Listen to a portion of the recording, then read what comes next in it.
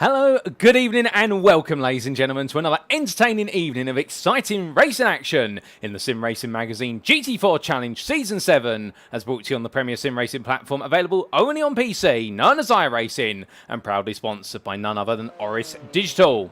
It is time to make our way into the second half of the season, and after a resounding run of races from rounds 1 to 4, we do not have a breather beyond our regular 2-week break as we make our way into round number 5 of 8 and we have arrived in Germany. Playing host of the first round of the second half of the season is the Nürburgring Grand-Prix-Strecke, or the GT4, a circuit which perhaps is overshadowed somewhat by the Nordschleife loop, which is perhaps the more popular circuit when it comes to visiting the Nürburgring year in year out, but it is not a circuit to be underestimated. Originating in the noughties in terms of its prominence, is a circuit that marries together quite a wide variety of sweepers, hairpins and chicanes to create a circuit that presents an absolutely brilliant technical challenge for even the very best of racing drivers. Drivers will need to make sure they've researched each and every corner around here, as no one corner is the same as the other, and it does mean that our drivers need to be smart exactly with their braking zones and their throttle points if they want to be able to absolutely deliver the best possible lap in qualifying. As for going racing itself, well, this circuit is not a follow leader circuit, as it does present plenty of overtaking opportunities, whether it be in the low speed apex of the first half of a lap, alternatively the much more fast flowing curves of the second half of a lap. There's something for everybody here, and that's exactly why we've made our way to the Nürburgring Grand-Prix-Strecke today, to put our drivers to the test and expect some absolutely brilliant battling all the way from start to finish. And this forms, of course, the first of 2 rounds in Germany, and it is a German doubleheader that opens up the second half of the season. But I'm getting my head of myself. Where are my manners? Allow me to welcome you all to this live broadcast from Circuit side, available only on YouTube and available on youtube.com if you search for TX1TX or 30 Paul Walsh, and you can be tuning in there and joining the likes of many week in, week out, enjoying the absolutely brilliant racing. And as we do see that, Free Me M UK says the 666 to his name as well, says it's time to race, and I completely agree with you, good sir or madam, and I hope you're doing well and excited for all the racing action today. And don't be shy, feel free to say hi if you're tuning in right now and let us know how you're doing as your December gets underway. And goodness me, it's crazy to think it's Tuesday the 2nd of December. The year has flown past us. Indeed, 4 rounds have flown past as well. That's absolutely brilliant in the fact they do say that when you're having fun, time absolutely flies by, and we have seen that so far this season, and the fun doesn't stop today. In terms of our schedule for today, times in Greenwich Mean Time, that's GMT, or Universal Coordinate Time UTC, we can see in approximately 13 minutes time we'll be making our way onto qualifying, 15 minutes in duration at 8 o'clock this evening, or drivers out there looking to go for gold, and whoever lines up on the front row, they may take an advantage into lap number 1 of the race, which is due to get underway at 8:15 this evening. A regular 60-minute feature race here, but it doesn't guarantee they're going to come away with victory. They're going to have to work for it. In the commentary booth, you have myself. My name is Paul Walsh, also known as TX1 or Britain a Spit, depending on what media you follow me on. Now we bring you all your racing action tonight, and indeed over the entirety of the season, as we continue the story of the GT4 Challenge. And well, as we come into this round, it's only appropriate we give you a bit of a recap of how things have gone in the first half. Let's look to our calendar firstly, and as we can see, we started the story on the 7th of October, and when we opened up the account, well, it was a battle at the very front of the field at the Circuit de Spa-Francorchamps between Dries van Langendorp and also Alex Gall. Gall was the runner-up, where he tried to go for what was the conservative strategy of managing his tyres, whereas Van Langendorp decided to go full attack, and he was able to make it work. In round number 2 at Donington Park, it was Alex Gall who was able to run away with proceedings at the front of the field, whereas meanwhile it was Stuart, Reynolds and Matias Penttilä who were battling hard every step of the way for the second place, and that's important, and we'll come back to that exactly why very shortly. In round number 3, we got to see the Circuit des 24 Hours du Mans play host, and in France on the 4th of November, well, there were battles aplenty, but particularly in the AM class, where John Bailiff had been denied victory to his teammate at Donington Park due to technical issues with the car. He would be denied again at the Circuit des 24 Hours du Mans, or Le Mans, depending on your preference of name, but he was denied not by technical issues, but by the tenacity by Dennis Van Beelen. However, last time out at Circuit Zandvoort, nobody in the AM class emerged without difficulty on the 18th of November, and it was John Bailiff who became our first repeat winner in the AM class, as we also saw our first repeat winner overall, and it was none other than the pro of Alex Gall, who has made it now 2 wins this season. Indeed, he was absolutely untouchable, but meanwhile, the 2 drivers who put each other in touching distance throughout, all those names we said earlier, we come back to them. Stuart Reynolds versus Matias Penttilä, and in the end, Reynolds was able to get the upper hand on his RD Simsport rival, whereas it's the opposite way round at Donington Park. But here we make our way to the Nürburgring for the first of 2 rounds in Germany. It's round number 5, and next time out on the 16th of December, we'll make it away to the Motorsport Arena Oschersleben, the home of DTM in some respects, and also GT Racing and and touring car racing on the European continent, and we'll get to see our drivers take on the fast-flying curves of the Oschersleben Arena, before they then make their way to Austria for the Red Bull Ring, and we'll bring the curtain down in 2026 on the 20th of January precisely, back in the United Kingdom at the Donington Park circuit. So plenty around still to come, and plenty of brilliant circuits to go racing at, but as we come into this round, well, what about the championship stand specifically? Because we've given you a recap of the winners from the previous rounds for the most part, but of course we need to talk about the points.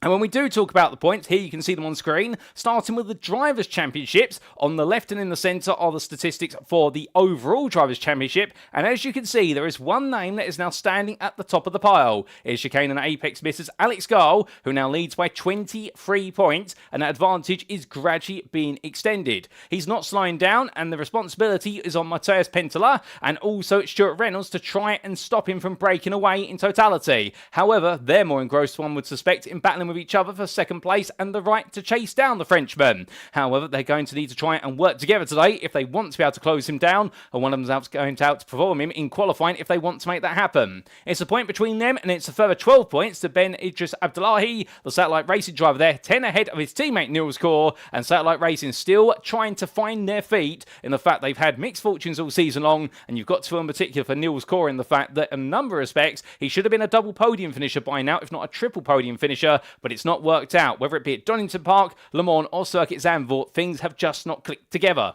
Taylor Adams, he's in 6th for Agenta Sim Racing. Back on the grid today is the Season 7 defending champion. He's on 49 points, 3 ahead of Guy Edwards, with Jake Cranstone there in 8th place for Masters of Talk on 39 points. Only one ahead of Matt Slate, the other member of the Regenta Sim Racing team, who's found himself right in the thick of the battles in the last couple of rounds, and we can't blame him. He's put on some brilliant entertainment, but he is only 4 points ahead of your leading AM driver, and that is John Bailey for Win It or Bin It Racing. He's on 34 to the 27 of Rob Sharp, the Urburus Racing driver. Well, he's absolutely demonstrated his ability to be highly consistent, and more in his story shortly, because he's best of the rest in 11th, but he's arguably the man to watch out for in the AM class today for reasons which we'll reveal. Daniel Parent-Smith sits in 12th there for SRM Yellow, equal on points with his teammate Dries van Langdonk. We'd love to see them both back on the grid, giving it full pace and full beans each and every time. But we do believe they've not been able to make this round, unfortunately, but we hope to see them in future rounds as they sit ahead of Chris Jennings by a single point. And mine, the Axis Sim Sport driver, is Dennis Van Beelen, the other member of Chicane and Apex Missers, the AM member of the team. And right now he's looking to try and move forward to the bottom end of the top 10. Kenzo Craigie, Ollie Carwadine, John Roberts, Lee Berridge, and Duncan Rye complete the top 20, as does Eric Maniveld. And it's a third point to Daniel Kelleher, with Callum Brandt, Dominic Brennan, and Kim Such completing a run to 10 points for the drivers. And then we do see all the point scorers there in the overall Drivers' Championship rounded off by Heinz Mayer, Mark Johnson, Matthias Tem, Paul Goffin, Ryan Penny, Gary Toole, and last but not least in 32nd place there, with a point to his name, Gilles Gardner. But that's how we do see all the point scorers there in the overall Drivers' Championship. But what about in the AM Drivers' Championship, I hear you ask? Well, here, of course, we take the finishing positions of the AM drivers in their class, and we award the points based on those, not their overall finishing positions. And we can see it's John Bailiff now who has a 14-point advantage. And it does mean that he now needs to maintain that momentum, given the fact it's been a very shaky first half of the season. He's demonstrated he's got the pace to be leading the championship, but the results have not followed him. The Win It or Bin It Racing driver really living up to his team name, you could say. That's not to be rude about him, but it really has been the case that either he's been winning races or he's been binning it to an extent, albeit not at Le Mans, it should be say, albeit it was Dennis Van Beelen who made sure to put Bailiff's aspirations of winning into the proverbial bin by making him finish second instead. Rob Sharp, who's moved to second on 72 points, well, the Urburus Racing driver has demonstrated an ability to be highly consistent in the fact that so far this season he has only taken one podium. It was last time out at Circuit Zandvoort, and he was able to land that through a very strong recovery drive. He's ahead of Axis Sim Sports' Chris Jennings, who's a further 11 points behind, has also picked up a podium so far this season, and Jennings was one of the drivers who made an absolutely miraculous recovery at Circuit Zandvoort as well, and he could argue that he would be much closer to Sharp and Bailiff if it were not for difficulties in results at Donington Park as well. We then see in fourth place is Dennis Van Beelen, only ahead of John Roberts based on result countback, with a win to his name, whereas Roberts has yet to score a podium, if my memory serves me correctly. And we can see between the Chicane, Apex Missers and Boosted Motorsport drivers, it's in a single point to Duncan Rye for Goldwing Motorsport, who I do believe not able to make the grid today, unfortunately, but he's definitely been one of the stars so far this season, and we look forward to when he's able to return. He's only ahead of Ollie Carwadine based on result countback, and the Oris Racing Yellow driver followed up by his teammate Heinz Mayer, who's been coming on stronger as the season has got on. And it's Lee Berridge a point behind behind him. In 9th for Boosted Motorsport, with your top 10 of the AMs completed by the Oris Racing Red driver of Kim Sarch. Indeed, in the battle of red versus yellow, separated by the Boosted Motorsport driver, it definitely seems to be the yellow team that's leading the way, but red are not too far behind. Eric Manenveld sits best the rest in 11th for the AMs on 41 points, 6 ahead of Mark Johnson. The Trackmouse Racer driver right now must be wondering when it's going to be his day in the sun, given the fact he's had plenty of pace. He's shown it in spades, but the results have not followed him through. Perhaps today he can turn things around. Or if not, he may be at risk of falling behind Paul Goffin, the SRM Black driver, who's gradually finding his feet more and more as the season goes on. He's 2 points ahead of Ryan Penny for Oris Racing Red, and it's Jules Garnett in 15th place there, the privateer ahead of Andy Marsden, with Martin Kenyon, Gary Toole and Mark Kent completing those with points to their names, and yet score any points, Colin Wynn, the privateer, and Masters of Talks, Stephen Burns. So that's how the Drivers' Championship stands after 4 rounds, but what about the Teams' Championship? Well, here we can see it's a 9-point gap to Chicane and Apex Missers, who sit at the top, but Satellite Racing are keeping them honest every round along the way. It's then a sizable 23-point gap to Regenta Sim Racing, who are right now very keen to try and close that delta. However, they find themselves in a bit of a back and forth fight for third with RD Simsport and also Fury Simsport, and right now that top 5 has got 2 distinct battles ongoing, and it's to the rest of the field to try and find their way a little bit closer, because in 6th, forming the third pack of the field, is SRM Yellow on 52 points, therefore ahead of Win It or Bin It Racing, and it's a further 9 points there to Masters of Talk.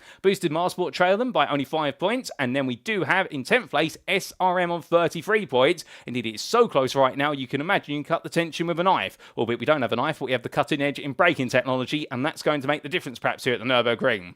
In 11th place is Oris Racing Yellow, only 2 ahead of Axis Simsports, with Oris Racing Red, F-Tech Racing and SRM Black with all points their names down to 15th place, and yet score any points, Full Tilt Motorsport in 16th.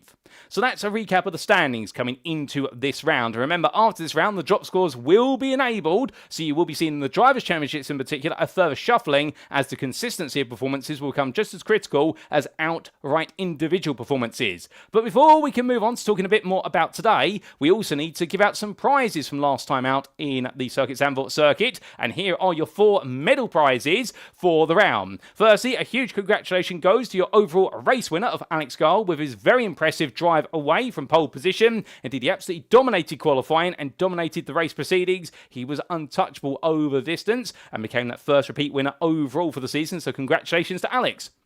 In the AM class, well, it was the second win of the season for John Bailiff, who had to work hard for it. And as we mentioned earlier on, nobody in the AM class had it easy at Circuit Zandvoort, even Bailiff, who had to fight his way through after a difficult start to the race. And he was quite surprised at how it came about, given Mark Johnson's dominance until his premature retirement from the race. And therefore, Bailiff will be very happy for the luck. But then again, luck does swing and sway away. And he's had a lot of bad luck this season, so surely he had to have some good luck eventually. As for your safest driver, there were several drivers who had 0 instant points from Circuit Zandvoort, but in a tie-break, it goes to the driver who finished the highest in the order overall, and it went to your race winner, therefore, of Alex Gall. Congratulations to him. And for the Move of the Race award, it went to Chris Jennings for an absolutely brilliant move midway through the race on his recovery drive versus Ryan Penny. And well, rather than just talk about it, let's show you it, ladies and gentlemen. And here is the move of the round, or the move of the race, for round number 4, as brought to you by Chris Jennings.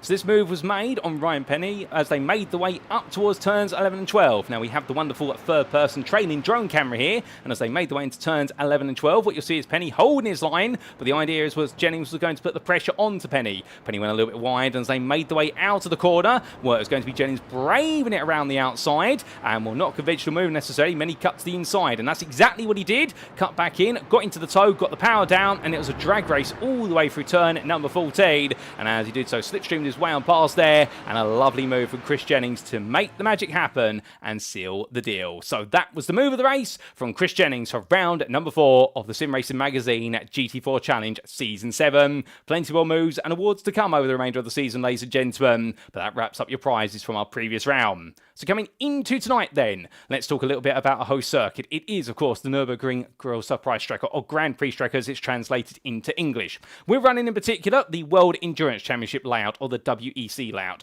Located this circuit, of course, near the city of Nürburg in the district of Ahrweiler in the German state of Rhineland-Palatinate. It is a circuit which does span, in terms of its mileage, The best part of 3.15 miles and consists of 16 corners. Corner variety is definitely at the core of the circuit, as we mentioned earlier, and a huge thank you to iRacing.com, not just their brilliant simulator, but also the fantastic track maps that come with it.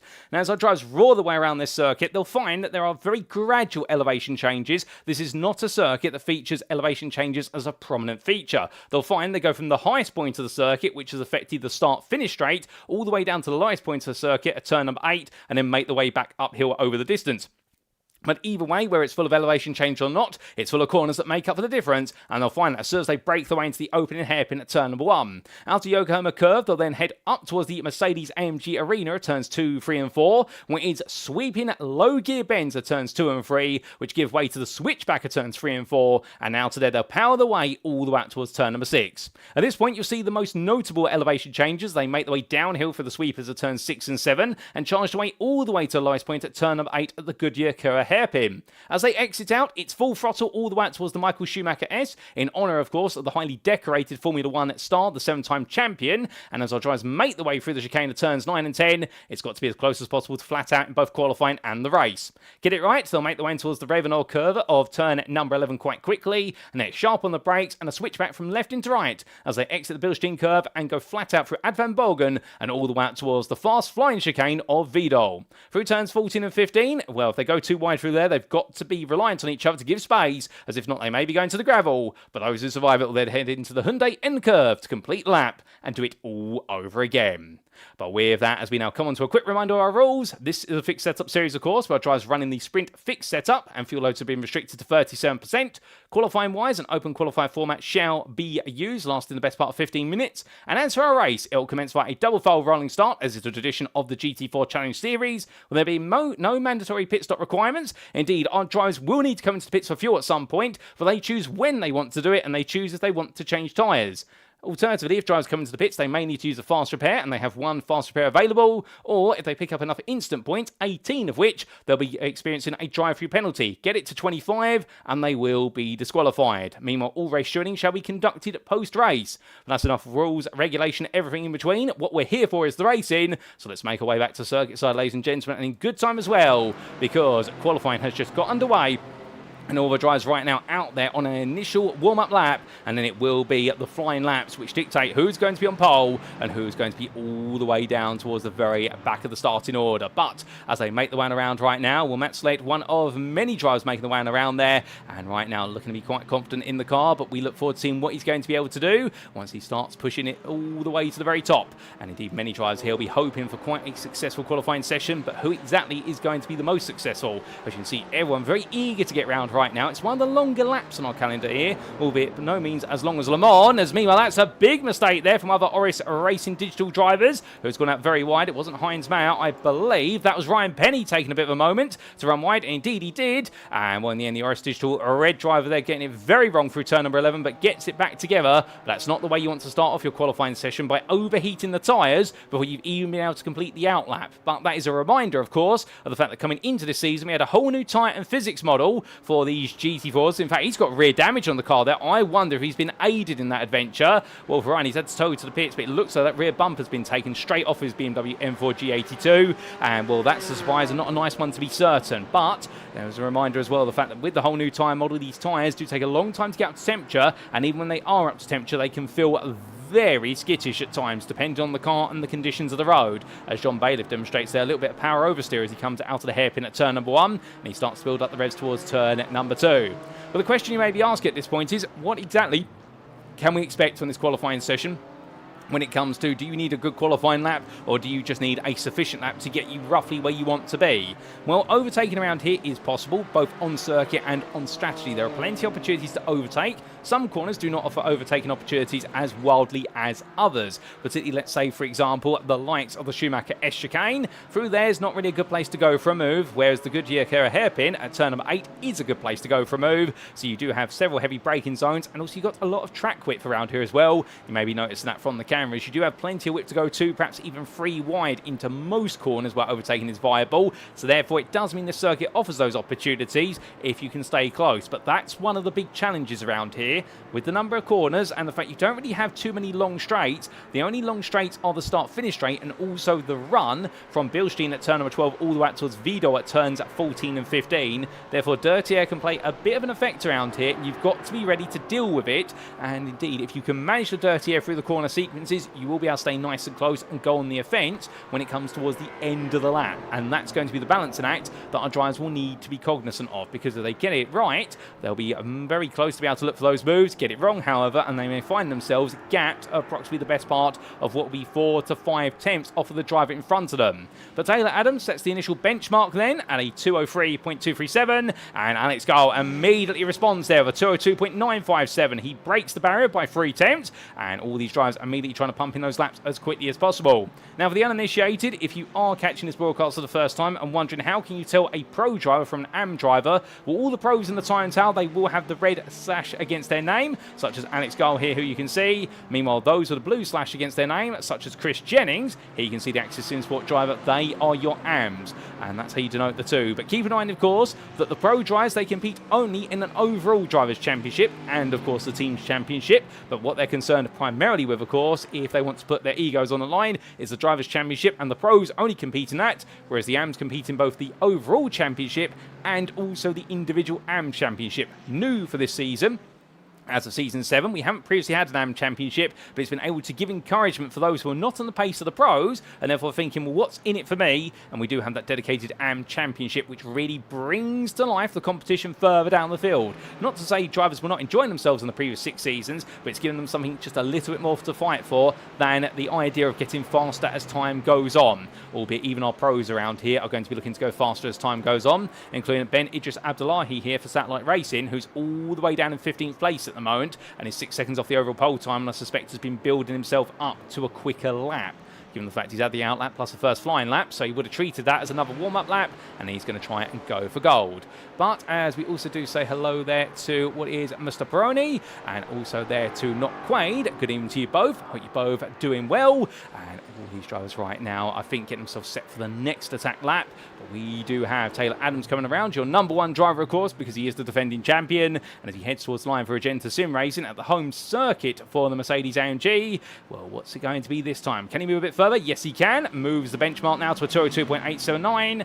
Alex Gall, meanwhile, what's he going to do in response here? He is currently 800ths behind, but I suspect he's got an ace up his sleeve. Has he or has he not? And the answer to that question is he has not this time, but we are going to jump on board for a flying lap.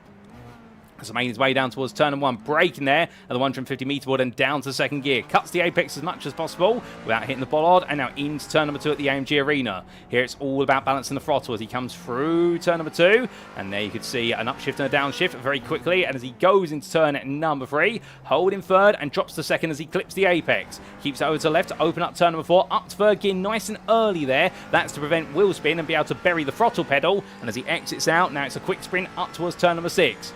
Looking to his right-hand side for the brake marker, he looks at the touring car hairpin, it comes down to 4th gear and into 3rd, and as he makes his way in towards turn number 7, you see here patience is key. Using the camber of the corner there to load up the preload on the outer left tyre, and then back on the full throttle as he now comes down towards turn number 8.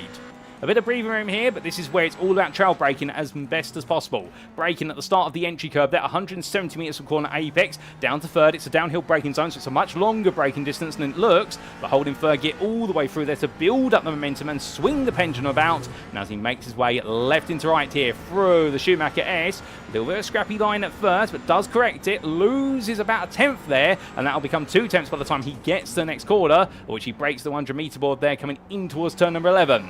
Left into right, quickly get the car over as much as possible, hold 3rd gear, and as he touches the apex, feeds the throttle in and full throttle as he blasts his way out. And let's go right now, driving on the limit here, and I think cognizant of the fact that right now he's going to push a lot harder compared to Zandvoort to get himself on that pole position. The competition has really risen today as he gets ready for Vidal. Car pulls out of the way, and he'll brake there at the 50 metre board, dabs the brakes, gets the weight over the nose, chucks the car in, and now the throttle back on as he drifts out wide, and Alex Gall working hard. He brakes into the end curve, but that's going to to be a poor end to the lap, and I wouldn't be surprised if that's invalidated the lap as he exits the final corner and makes his way all the way up towards the braking zone. And right now for Alex Gall, it's not quite worked out there, but the chicane and Apex Blisters driver will get one more opportunity at least to try and put himself on pole, but it's looking as though he might be on the back foot here is Stuart Reynolds, who is currently your fastest driver out there, provisional pole sitter. Well, this will be the first time that he's taken a pole position this season for Fury Sim Sport, and it would be by 2.5 tenths if things stand as they currently do.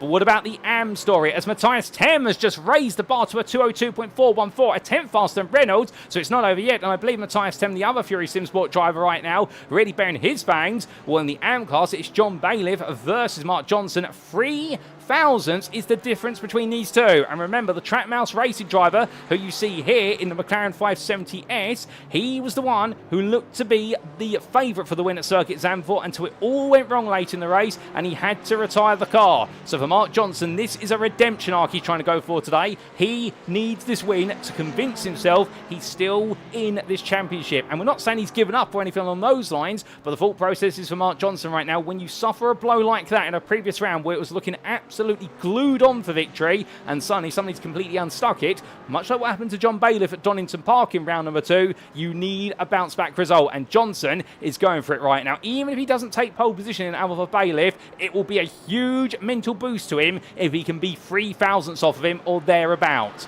Meanwhile, further down, have we got any surprises? Well, Simon Povey, you've got your lowest placed pro driver here. He's still trying to get a bad lap on the board, albeit he's taking his time in this qualifying session. But Simon can't afford to do so for too long, given the fact that he has only got 5 minutes left on the clock. And with a lap time around here in excess of 2 minutes, it does mean that that time's only going to give him effectively this lap plus another 2 with the overtime rules in effect. Down they come, and as they roar the way towards that braking zone, well, right now, what can Povey do from this point onwards? We'll have to wait and see. Rob Sharp, he's in a Porsche as well, and the Urus Digital racing driver here looking very good when he makes his way out of the hairpin. The fact he's currently third of the AMs as Alex Gall goes provisional pole, a further 10th faster than Matias Thames' time. That was a 202.286, but right now Rob Sharp 1.4 seconds off the overall pole time, but for him he is only at the best part there, I do believe 2 tenths off of the AM pole time that John Bailiff currently holds on to. In fact, he's just shy of 2 tenths off, and meanwhile Stuart Reynolds has jumped up to second off camera. John Bailiff's improved, Mark Johnson's improved, and Johnson is still just behind. It's now 200ths is the delta between the two of them. These two are throwing everything at this, and they're both onto their final flying laps. They get 5 laps in qualifying, plus the out lap, and right now Bailiff and Johnson, you would think they were racing each other given the way they're matching each other's lap times, but they're not. They're qualifying against each other, but understandably both of these drivers right now very eager to try and make the best possible impression, but only one is going to make that impression at the end, and who is it going to be? Well, looking a bit further back, a bit of a surprise is Paul Goffin, who's just dropped all the way down to 19th or 10th in AM. He's normally qualified a bit better, as Simon Povey puts himself ahead as well into 18th place. Ryan Penny's having a decent qualifying session for Oris Digital Red. After that big moment at turn number 11 at the start of the qualifying session, he's now finding his feet, and well, he's looking quite happy with the car. It's number 99 driver, but can he find a bit more here before all is said and done? He is on his penultimate qualifying lap, as meanwhile the man who is currently coming towards the end of his qualifying session, he's not got long left in it, is the man who's at the very front of the field. They're all running around here quite quickly. In fact, it's your number 1 driver Taylor Adams, and whilst he may have put the initial benchmark out there, right now Adams is glued to a 202.88. Is he finding more time here? Well, he's found a personal best in Sector 1. Sectors 2 and 3, they've matched his previous best, but this isn't the most impressive lap from Adams. I wonder whether 6th is going to be the best he gets out of this. So Stuart Reynolds has picked up a slowdown, so that's going to invalidate his final lap of this session. So Adams comes through the final corner here, and does he get anything better out of this? And the answer is going to be, we were 6 tenths down originally, and the gap stays exactly where it is for Taylor Adams. It does not change, and so Adams will be starting 6th at best as Matt Slate gets a little bit closer. His teammate right behind them, the two of them separated by the best part of 2.5 tenths. That's 203.149 for Slate, and well, I think he's on a cool-down lap now as John Bailiff is still doing dueling with Mark Johnson to be the AM pole sitter, and both drivers are trying to improve. Speaking of Bailiff, he has not improved on this lap so far unless he pulls off a magical final sector here. Well, to be fair, he may have it all in the final sector 1 to unlock, and in the end he does not. Mark Johnson has already crossed that timeline and did not find any time out there, and well, I suspect he'll be calling the car down now because his allotment of laps is exhausted, I believe. But as he makes it on a round, Alex Gall, he is still the man to beat in this qualifying session. He's currently the fastest of everybody on a 202.286. He's pulled together an absolute blinder a lap after a lot of difficulty for Apex and chicane missers. But he does have a habit of doing this, to be fair. If he's not on provisional pole at the start of the qualifying session, he normally does it with his final flying laps. He just finds a way to magic a lap out of nowhere. Speaking of a bit of magic, Simon Povey puts himself all the way up to 7th place. Well done to him. That's a very good lap there. And Povey, who was all the way down towards the bottom end of the top 20, I think he's finally found his pace here.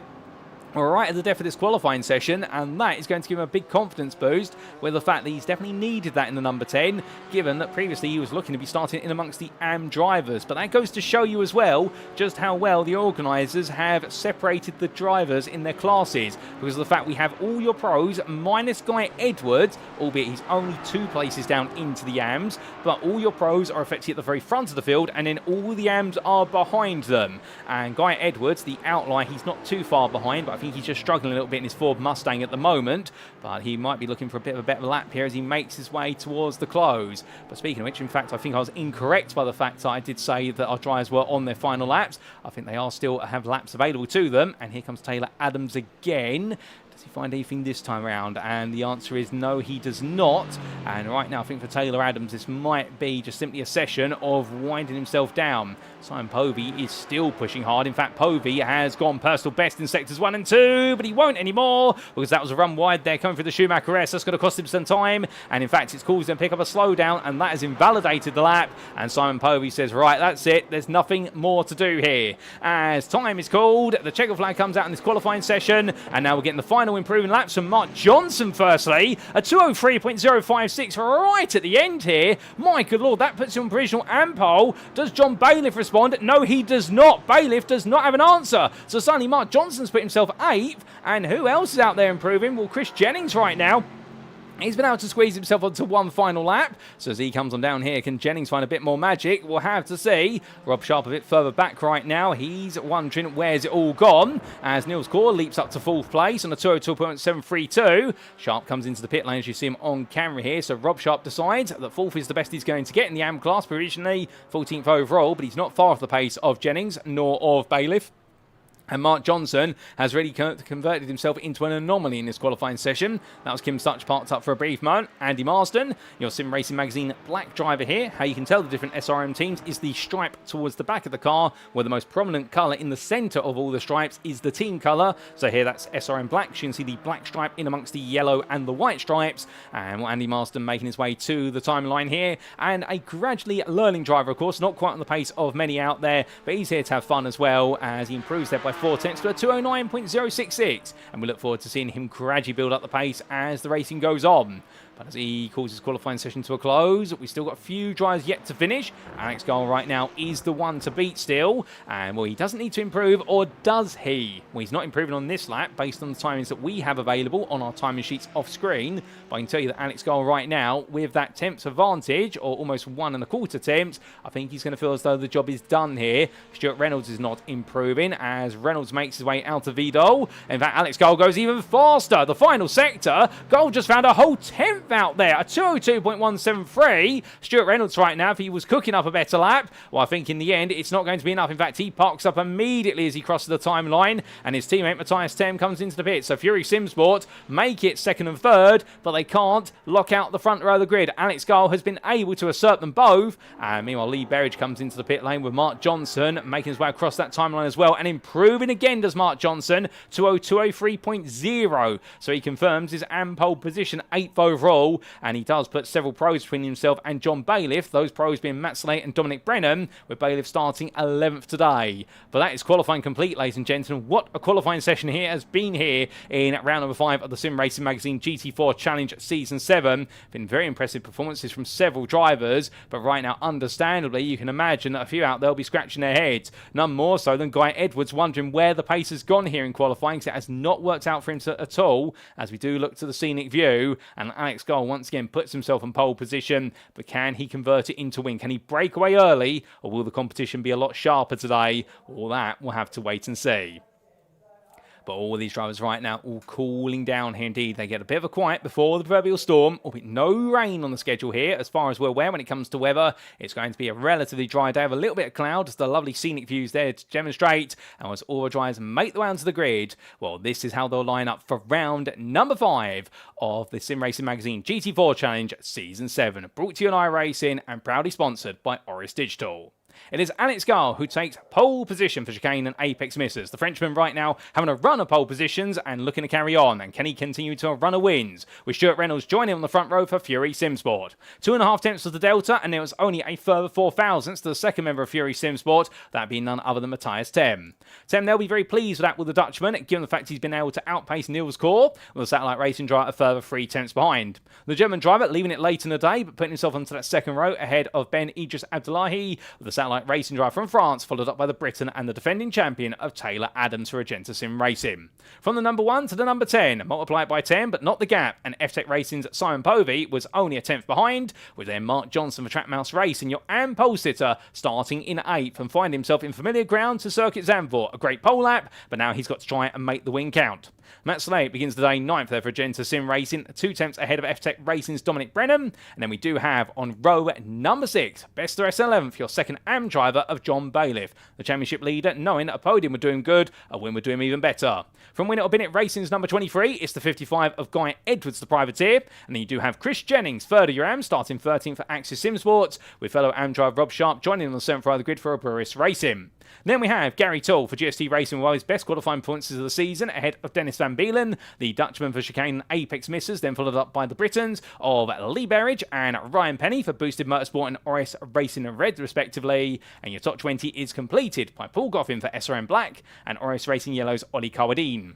Then on row number 11, we will have none other than John Roberts with a surprise difficult qualifying performance there in the fact that he starts the lowest he's been all season in 21st place in the 486 Ford Mustang, and he will be joined on the 11th row by Kim Such for Oris Racing Red, also struggling in qualifying, and those struggles continue to Heinz Mayer, who I do believe has been recently recovering from a bit of a shoulder injury, and the South African driver starts in 23rd place for Oris Racing Yellow, head of SRM Black's Andy Marston, who completes our 24 car field. But the safety car begins to pull away, and as it does, we're not too far away from going green flag racing for the 5th time this season. It's only going to be a partial formation lap here today, but as all of the drivers gradually make the way forwards, well, we do get a refresh for our overlay there because our circuit map decided to hide itself, and as all the drivers make the way onwards, we are not too far away from going green flag racing here in Germany and to kick off the second half of the season. Alex Gall knows that he wants to try and become a 3-time winner. 3 wins in 5 races, that will give him a huge advantage when the drop scores are applied, but Stuart Reynolds and Matias will be very eager to make an impression, and Niels Core can be never counted out. But here they come to the final corner, and it's Alex Gall to take us to the green.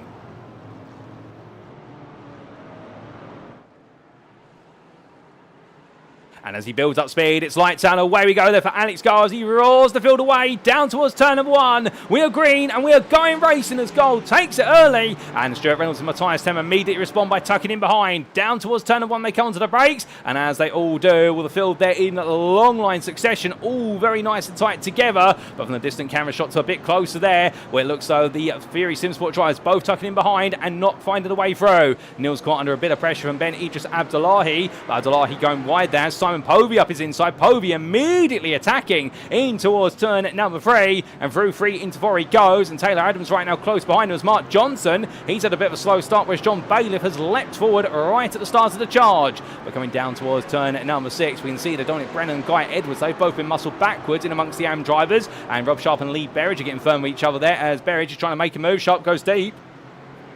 And the one thing that Sharp will have to his advantage here is that he'll be able to go defensive as Dennis Van Beelen and Lee Berridge now go side by side. It's going to be the battle of the Mustangs here, coming down towards turn number 8. And which one's going to be leading? Van Beelen's on the left of your picture, looking up the inside, but in the end he can't make the move stick. As meanwhile, Dominic Brennan here fighting very hard with Bailiff, taking the low line. And well, Bailiff in the end is going to be run out of road. There's a car around there on the hairpin. Couldn't quite see who that was, but I think they've got themselves back together. We'll try and find out what's happening shortly. I think that's John Roberts who's had a roll round. And well, I think Roberts has been ejected all the way way down to the back of the field. So it's a miserable start for John Roberts, and also we had some difficulties for Rob Sharp. And Rob Sharp, in fact, has gone so far down, I don't know where he's gone. We'll try and find him very shortly, but Sharp is definitely outside of the top 3 of the AMs. As that, a BMW going around. That's John Bailiff going spinning sideways. He gets it stopped to the field. Oh no! Paul Goffin right into the side there. Oh, what was John Bailiff's car? And all the good luck from Circuit Zandvoort is spent in a single race, because suddenly John Bailiff is now back to basics. But meanwhile, as we come to the front of the field, Alex Gow and Stuart Reynolds, they're breaking away, as Niels Corr has been fighting hard with Matias Tem, who has to bleed a slowdown penalty, and he finds himself with a 3 wide. As that, it's Simon Povey. He makes one. Does he make them both? The answer is yes, no, maybe. We'll find out very shortly as they drag race the way onto lap number 2. But Povey and Tem are side by side here as they head in towards the next braking zone. And right now, Matias Tem using the straight line speed of the Mercedes AMG just to stay one step ahead by minor margins. But he's going to be able to get it done here for now as Matias Tem goes defensive. Povey swings back to the inside,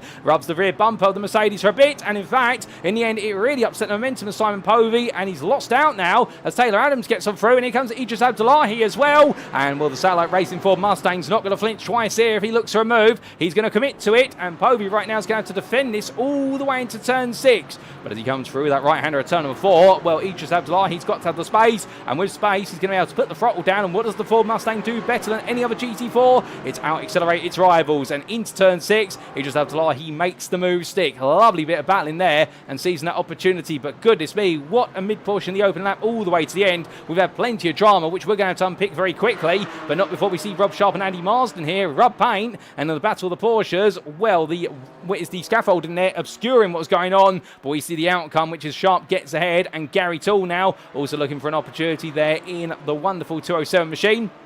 He's going to be all at the back of Andy Marsden coming down the hill. But is he going to be able to look for a move on the SRM Black driver? He won't be able to yet. By the looks of things, he's a bit too far back. But never say never. He might attempt it later on in the lap. But from then, we've got a bit of a moment. Matias Tem has got... Oh, my goodness, that's Tem off the road. I was wondering where he'd gone. He's gone all the way over to the grass. That's not a normal place to end up. I suspect there's been some contact and it's ejected him sideways, but it's definitely not worked out at all. As meanwhile, Gary Toole is still attacking Andy Marsden. And Marsden right now, for his lack of pace, to be fair in qualifying, he's doing very well, frustrating Toole. And Toole can't find a way through. But Marsden loses the rear through turn number 11. And the exit stage left as Gary Toole gets the brakes on in the nick of time there and is able to avoid the wayward Porsche. And well, for Gary Toole, that would have definitely been one of those moments there we wondered where he'd done the right thing, and he did certainly do so as we come all the way back to the bottom end of the top 10. And suddenly, overall, you can see Lee Berridge holding on, but Guy Edwards and Dennis Van Beelen queuing up behind him and getting ready for a move. The same could be said here for your top 2, Alex Gow and Stuart Reynolds together, but Niels Corr, well, if I had to have a say that Niels Corr right now is on fire, here is the moment, because he's moved into 3rd, having started 4th, and he is closing quite quickly on Gow and Reynolds, albeit they are fighting each other. That is aiding him in his adventure. But for Niels right now, we're not allowed to have favourites in the commentary booth, but if you wanted to see one driver have a happy day at the office, this is the driver you want to see, because he's had nothing but bad luck in the first half of the season. His fortunes have got to turn around, and right now he's definitely looking to turn that frown upside down into a smile. But Alex Gow and Stuart Reynolds, they are literally running nose to bumper as we ride on board, looking back from the rear of the lead car. And the 176, for all its grunt, well, the problem is that McLaren, it's got a lot of speed, it's also got a lot of cornering capability, but it hasn't quite got the punch out of these low-speed corners compared to that Mercedes, and that's the way the balance of performance works. We saw at Circuit Zandvoort the fact that the wonderful McLaren was able to use its speed through the corners to absolutely deliver a dominant run. Meanwhile here, at this circuit here, Nürburgring, it's a very different story when you do have a lot of low-speed corners and then some significant traction zones. But coming up the hill right now, Alex Gow just holding his lines comfortably, and Reynolds staying close, but not able to think about the move here figuratively. And he's going to have to wait another turn as he just simply follows the leader. But that's where the pressure lies. Can he keep the chase up? Can he save some fuel potential? Can he even open up his strategies at this point? All that and more is to be seen, as we've got a Regenta Sim Racing car. They're recovering from the gravel, and that is at their turn 8 hairpin. That is Matt Sled, who's gone all the way down the order. Even more drama here on lap number 3. They're not having it easy today, and I do know they were given a bit of a stern driver's briefing with regards to what to do and what not to do, after we have had some significant incidents over the first 4 rounds. And I think all the drivers have been as well behaved as possible, but I think it's mistakes from drivers rather than major incidents. But we will see. We'll get some replays shortly, as this is Berridge chasing after Mark Johnson, but finally he's got Guy Edwards for close company behind, and Idris Abdallah, he has just found his way past Adams, and Povey is right behind them. Remembering, of course, that Simon Povey was the man who made his way all the way up to fourth, and that small error cost him multiple places, and as he makes his way down towards the braking zone here for turn number 1, the F-Tech Racing driver, now, I'm going to be honest with you, if he was thinking about sending it from that far back into turn number 1, I hope he's got at least 2 first-class stamps, because he's going to need them to try and make the move. But that is Simon Povey right now. I think he's really buoyed up here after a brilliant end to his qualifying session, a great start to this race. Even if he's lost the places, I think Simon Povey, he's got a completely different attitude compared to everyone else here today, which is I'm here to go racing and have an absolutely brilliant time with it. And it's lovely to see, as you ride on board with the number 10 of Povey, it's lovely to see a driver who right now really seems to be absolutely shining with confidence around here. He's definitely keeping it under measure with regards to he's not just simply trying to make moves where there's not an opportunity to do so. But I think Povey right now really thinking as though he can poke holes in Adams and Idris Abdullahi's places and make up even more positions. We'll see what he's able to do. Of course, the longer this race goes on, tyre wear becomes a factor, fuel management becomes a factor as well, and in these 60-minute feature races, with the fuel tanks they have, we are expecting 2 stops typically, and normally those pit stops are focused around each third of the race, around 20 minutes into the race and 40 minutes into the race. However, we have seen drivers over previous rounds fuel save sufficiently to extend the stint by 1 or 2 laps, so sometimes that pit window actually extends to the best part of 25 minutes of racing rather than 20, which means the second stop can be a lot shorter by comparison with the first stop for fuel, but it all comes down to the driver and how well they manage the race. Also, of course, tyre management is going to be absolutely key, because whilst these GT4s do see the tyres change at the same time as fuel goes into the car, you don't have enough time to change all 4 tyres in a pit stop. You may change 1, you may change 2. Some drivers opt to not change any and just go with the rubber they've got, but it all comes down to the driver and how well they can manage the car.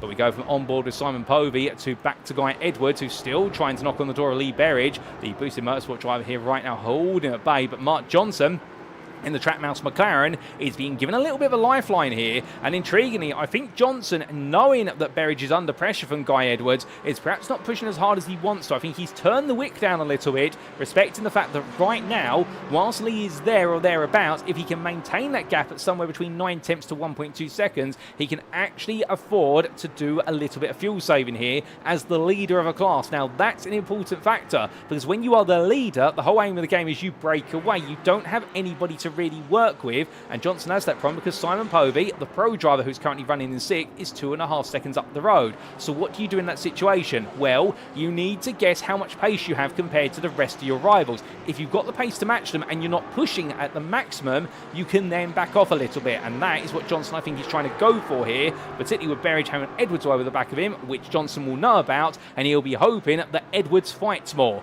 and perhaps brings Dennis Van Beelen, the 3rd place danger man in the 69 car, perhaps brings him into the fight as well. And suddenly the centre stage for the AM class will not be the lead, it will be the battle for second between Van Beelen and Berridge, and suddenly Johnson can open up a gap and also manage the car more, particularly when you also bring Chris Jennings into the equation, an Access Import driver here in a Mercedes who we know can finish on the podium in races, and he wants to take his first win. He's very eager to do so, and right now he's not too far behind. So the top 4 of the AM class is definitely looking interesting, and Ryan Penny, meanwhile, let's talk a little bit about him. He's currently a 5th place runner in AM, and he snuck his way through all the chaos and carnage on the opening couple of laps, and right now, 10 minutes in, he could be on course for what is a very limited number of top 5s for the Oris Digital team, and I believe it'll be his first top 5 in the AM class of the season, but we'll wait and see. Let's not put the commentator's curse on him. But as he makes his way through towards the end of this lap, we come back to your leaders. That is looking very tasty there from Stuart Reynolds. That's a body language of Mercedes saying, right, I'm ready to attack, and it's gone had a poor run through Vidal, and that brought the gap down. That's why Gol went as defensive as he did into the final corner.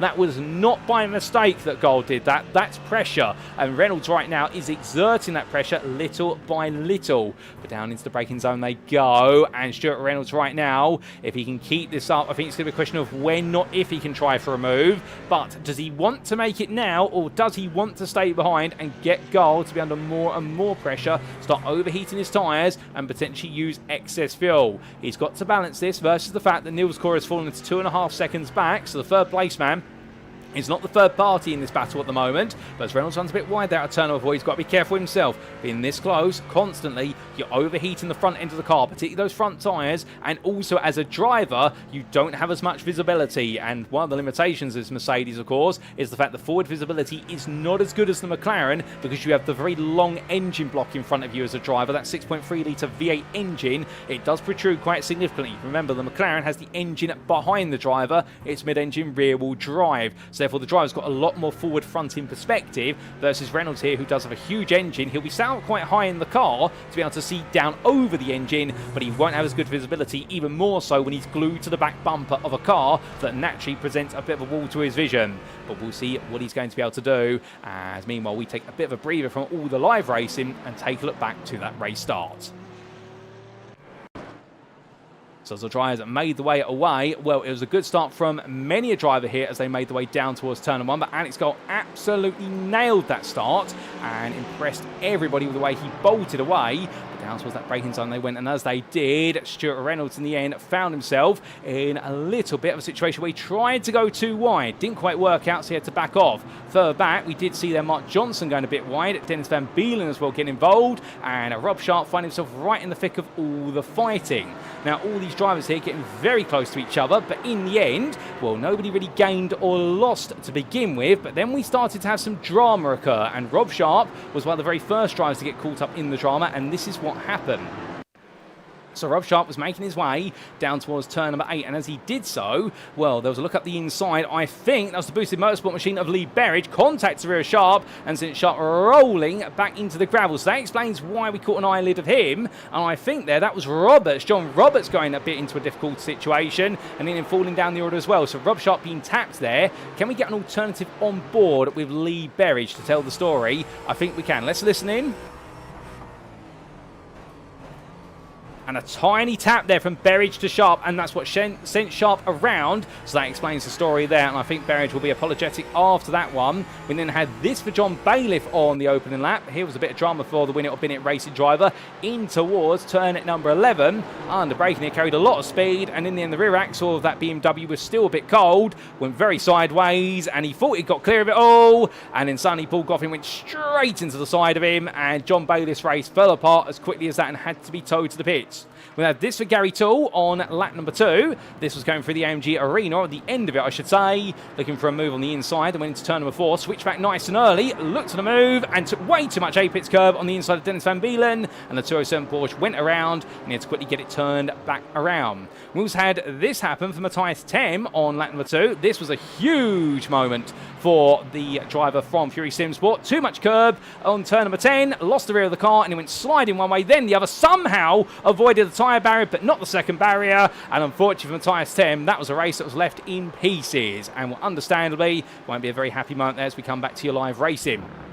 Now all these drivers making their way on through, and as we do, we're almost at the end of the opening 15 minutes of racing. We've still got a very long way to go here today at the Nürburgring circuit, but understandably, pressure seems to be building for many a driver here, and I would imagine that right now things are only going to get tougher as they go the distance. However, right now for Alex Gall, it's all about being as smart as humanly possible with regards to trying to manage this race. That's all he can do really at the moment, and Stuart Reynolds is going to keep him honest. Looking further back to Lee Berridge, Guy Edwards and Dennis Van Beelen, they're all very close together here, but of course we have a pro driver, Guy Edwards, in amongst the AMs. This becomes a little bit more difficult for him because he does need to try and pick his way into this, albeit I think Lee Berridge is very cognizant of that problem and says no you don't, and therefore wants to hold his spot as well as possible. And that's the only problem now, because of the fact that he is at the mercy of an AM driver in front of him, an AM driver who rightly so is defending. And if you're wondering why he's right to be able to do so, it is for the simple reason that in such a position, well, you have to understand the fact that they're battling not just for the AM Championship, is Lee Berridge and Dennis Van Beelen, but they're also battling for overall championship points. And Guy Edwards right now has got a good run out of turn number 4. He's going to go for this here. 9, there's some overall places on the line. Berridge is made to go a bit deep, and Van Beelen says, okay, now's my time to strike. And as he does so, coming down for turn 6 into 7, Van Beelen can't find the move, but he gets close or thereabouts, and down the hill they come. And as they do into that braking zone, well, Van Beelen right now is close, but not close enough to be able to make that move happen. As Simon Povey, meanwhile, has finally found his way past Taylor Adams. We'll get a replay of that shortly, but he has made the move, and I think Adams may have run a bit wide there at turn number 8, and Povey has moved forward. But here comes Adams again, flashing his lights left, right, and centre. I wonder if there's been a little bit of word between these two. But Taylor Adams has definitely fallen off the circuit quite recently, and well, that has led to a bit of a place swap, as Rob Sharp off camera has just managed to find his way past Oliver Carwadine. So we've got quite a few replays to come, and we will be bringing those to you very shortly, ladies and gentlemen, as right now Taylor Adams is all over the back of Simon Povey like a bad rash. You'd expect that, of course, from the Mercedes versus the Porsche in a drag race, but not through the corners. But now we come into a set of corners, and you'll see exactly that, as that Porsche will gradually start to peel away a little bit, or will it? Has Povey got the pace? Well, it looks like Taylor Adams, if anything, has got the pace by comparison, and these drivers right now continue to push each other to the absolute limit. You love to see it, as you also love to see Gary Toole now beginning his journey back up through the field after his spin, which we caught earlier on, and right now he's on a mission to recover on this, what is this 8th lap for them, and shortly will become a 9th tour of the circuit, and we've still got plenty more miles to be turned. As Gary Toole makes his way through turn number 16, with Carwadine right in front of him. We jump on board with your 207. And Toole here, of course, with no real damage to the car, but he does have some very heavily worn tyres compared to where they would be in the race as a result of his spin. And therefore, he'll have to manage these tyres. He's got them back into the optimum temperature zone, at least for now. Albeit Matias Tem dives up the inside. Then Tem goes 1, he goes 2. Matias Tem, who knows he's got to recover in this race. That's a bold move. And now Gary Toole says, okay, well, Tem can do it, I can do it too. He's going to cause Carwadine to be on the outside. This will be the way into turns 2, 3, but it'll put Carwadine on the inside for 4. So Toole's still there as they come through. Can he get the job done? Carl Lewis in the background. That is Kim Such going very sideways, and Such is not having a happy day here in Germany whatsoever, but Gary Toole does get it done, and in the end it's a smooth move for Toole, inspired by Matias Tem, and he moves up to 9th in AM and 18th overall. So great work there from Toole. His next target will be Rob Sharp in the AM class, and there is Rob. He's continuing to try and push forward, but we've got a few stories to understand as we take a look back in time, and in particular what exactly happened to Taylor Adams. So this was Adams making his way on through in towards what was the Vito chicane, and it went a bit wrong for Taylor Adams this time on through, and in fact went wide there. So then what happened afterwards? This was on lap number 3, and I think this is how Simon Povey started to look for a move. Povey did not get it done there. It was a lot later on lap number 8 where he was able to make that move count, and this was down in towards turn number 8, and I wonder whether there's a bit of contact between the two of them as they made their way into that braking zone. Well, here they come.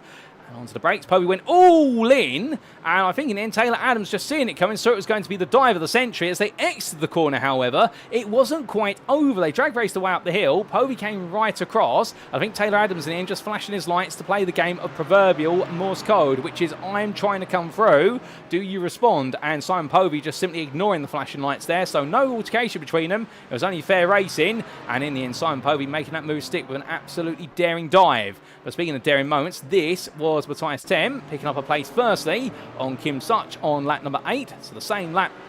And we saw that move being made by Simon Povey. Well, this was none other than Tem going around the outside of Such, and then a lap later he went for this absolute monster move, and this was down in towards turn number 1. It was definitely a candidate for move of the race, and well, I think right now he's definitely got that in mind, as he took 1, he took 2, as it was Toole versus Carwadine, and in the end, well, Matias Tem made his way through, and then Toole found his way around the inside to outside of turns 2, 3 and 4. And Gary Toole there with a lovely bit of manoeuvring as we complete watching that move, and it all went a bit wrong for Kim Such behind as he went sideways, as Miguel Carwadine went deep, and Toole finally got the move done. And with that, it's back to your live racing.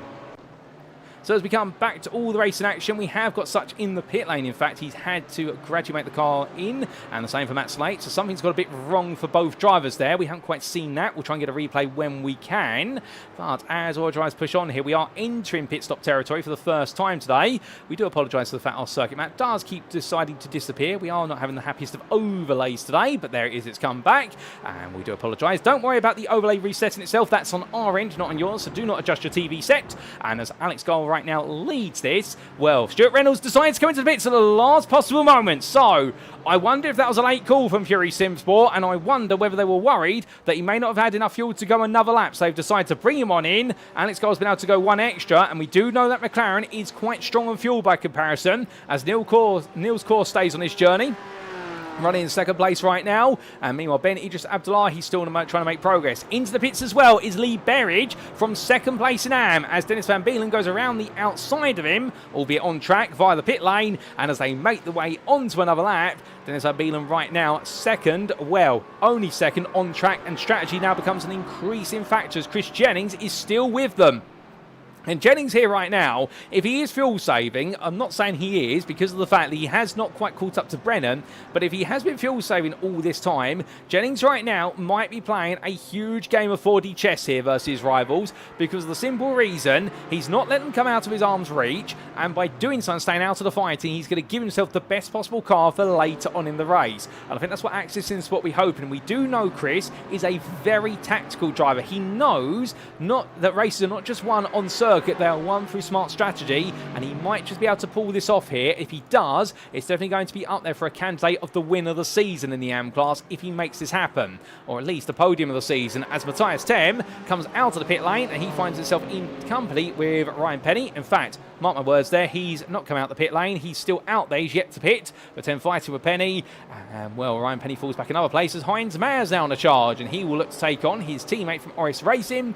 The only problem he's going to have here is the fact they're both getting ready to come into the pit zone. So does he go for it on track, or does he do it in the pits? Well, he can be the only one who decides that, but it is going to be a bit of a gamble either way he cuts it. But in terms of those who've come into the pit so far, the highest placed driver who's pitted is in the rear of your camera shot. That is Stuart Reynolds in the Fury Simsport Mercedes AMG. Now the focus of the cameraman's attention with Oliver Carwadine, who has yet to pit a lap behind him. Well, in fact, behind him, I should say, but he will effectively become a lap behind him on strategy eventually. But as they make their way up towards turn number 11, Stuart Reynolds right now, and definitely trying to see where we can leapfrog Alex Gall. Speaking of Gall, he's into the pit lane from the lead of the race, as is Niels Kors. And what about Ben Idris Abdullahi? He's in as well. So they've taken their fuel tanks as long as they can. And then there's only a +1 window on the pit stop, it would seem, at least for the first pit stop. Will he expand more for the second stop? That's what we'll wait to see. As Mark Johnson, Guy Edwards, Dennis Van Beelen, they're all coming in. But the one we need to know, as the blimp camera makes his way around, is where will Stuart Reynolds be in relation to Alex Gall? There is Reynolds. He's left Vidal and gone into the Hyundai N-curve, the final quarter. So he makes his way on through. And as he does, what about Alex Gall? Reynolds comes out of that quarter then. And they all make the way down the start for this straight in different guises. Gall leaves the pit lane. He's right at the end of the pit lane as well. Here comes Stuart Reynolds. Is it enough from Reynolds? It's almost there. It's going to be too wide under braking. Gall's going to go defensive. He has to here. And Stuart Reynolds right now is going to switch it back from outside to inside, but it's not enough. He threw everything at it to go for the undercut, and still the chicane and apex misses driver just pips into the post by a second. Oh, no, he doesn't. It's a mistake into turn number 2, and Reynolds moves into the lead here up the inside, and Alex Gall on cold tyres slips slightly wide at turn number 2. But Reynolds now is the leader, but can he break away? Oh, Gall gets it wrong. Gall slides loose at turn number 4, and those cold tyres are costing him time. Gall's slipping and sliding all over the place, and here comes Niels Kors. Kors right now going to be very close here. Does he go for it to turn 6? No, he's patient about it. He's a gentleman racer, but Stuart Reynolds right now has just been bought literally the lead of a lifetime here. 4 seconds gap over Alex Gall. That does not come easily, and in the end, Alex Gall making the tiniest of errors and adding up to another error. And Niels Kors now is going to be all over the back of him. And if he can put the pressure on here in a BMW that's on cold tyres as well, albeit they haven't lost too much tyre temperature, but when they're static in the pit lane for the best part of 18 to 20 seconds, they lose a lot of temperature very quickly. Well, right now, Stuart Reynolds could run away with this, and Alex Gall might be fighting for second place for the remainder of the day. Meanwhile, in the AM class, Lee Berridge and Dennis Van Beelen are literally neck and neck here as they come down towards turn number 8. They're fighting over 10th overall, but second in AM, and behind them is Chris Jennings. We thought Chris Jennings was working on strategy. He has caught up to them from the pit stop, and as they exit on out here right now, the battling is only going to get tighter. This second stint of the race is definitely now going to have a lot more questions to answer, but they're good questions at the end of the day. They're going to provide entertainment all the way through to the finish, as Rob Sharp meanwhile still looking for a move here on John Roberts to try and take Sickford Am. We jump aboard here with Sharp, the man who finished third last time out and your second place driver in the AM Championship right now. He's throwing everything at this after his difficulties at the start, but the Urburus Racing driver here, I think, struggling to find a win in route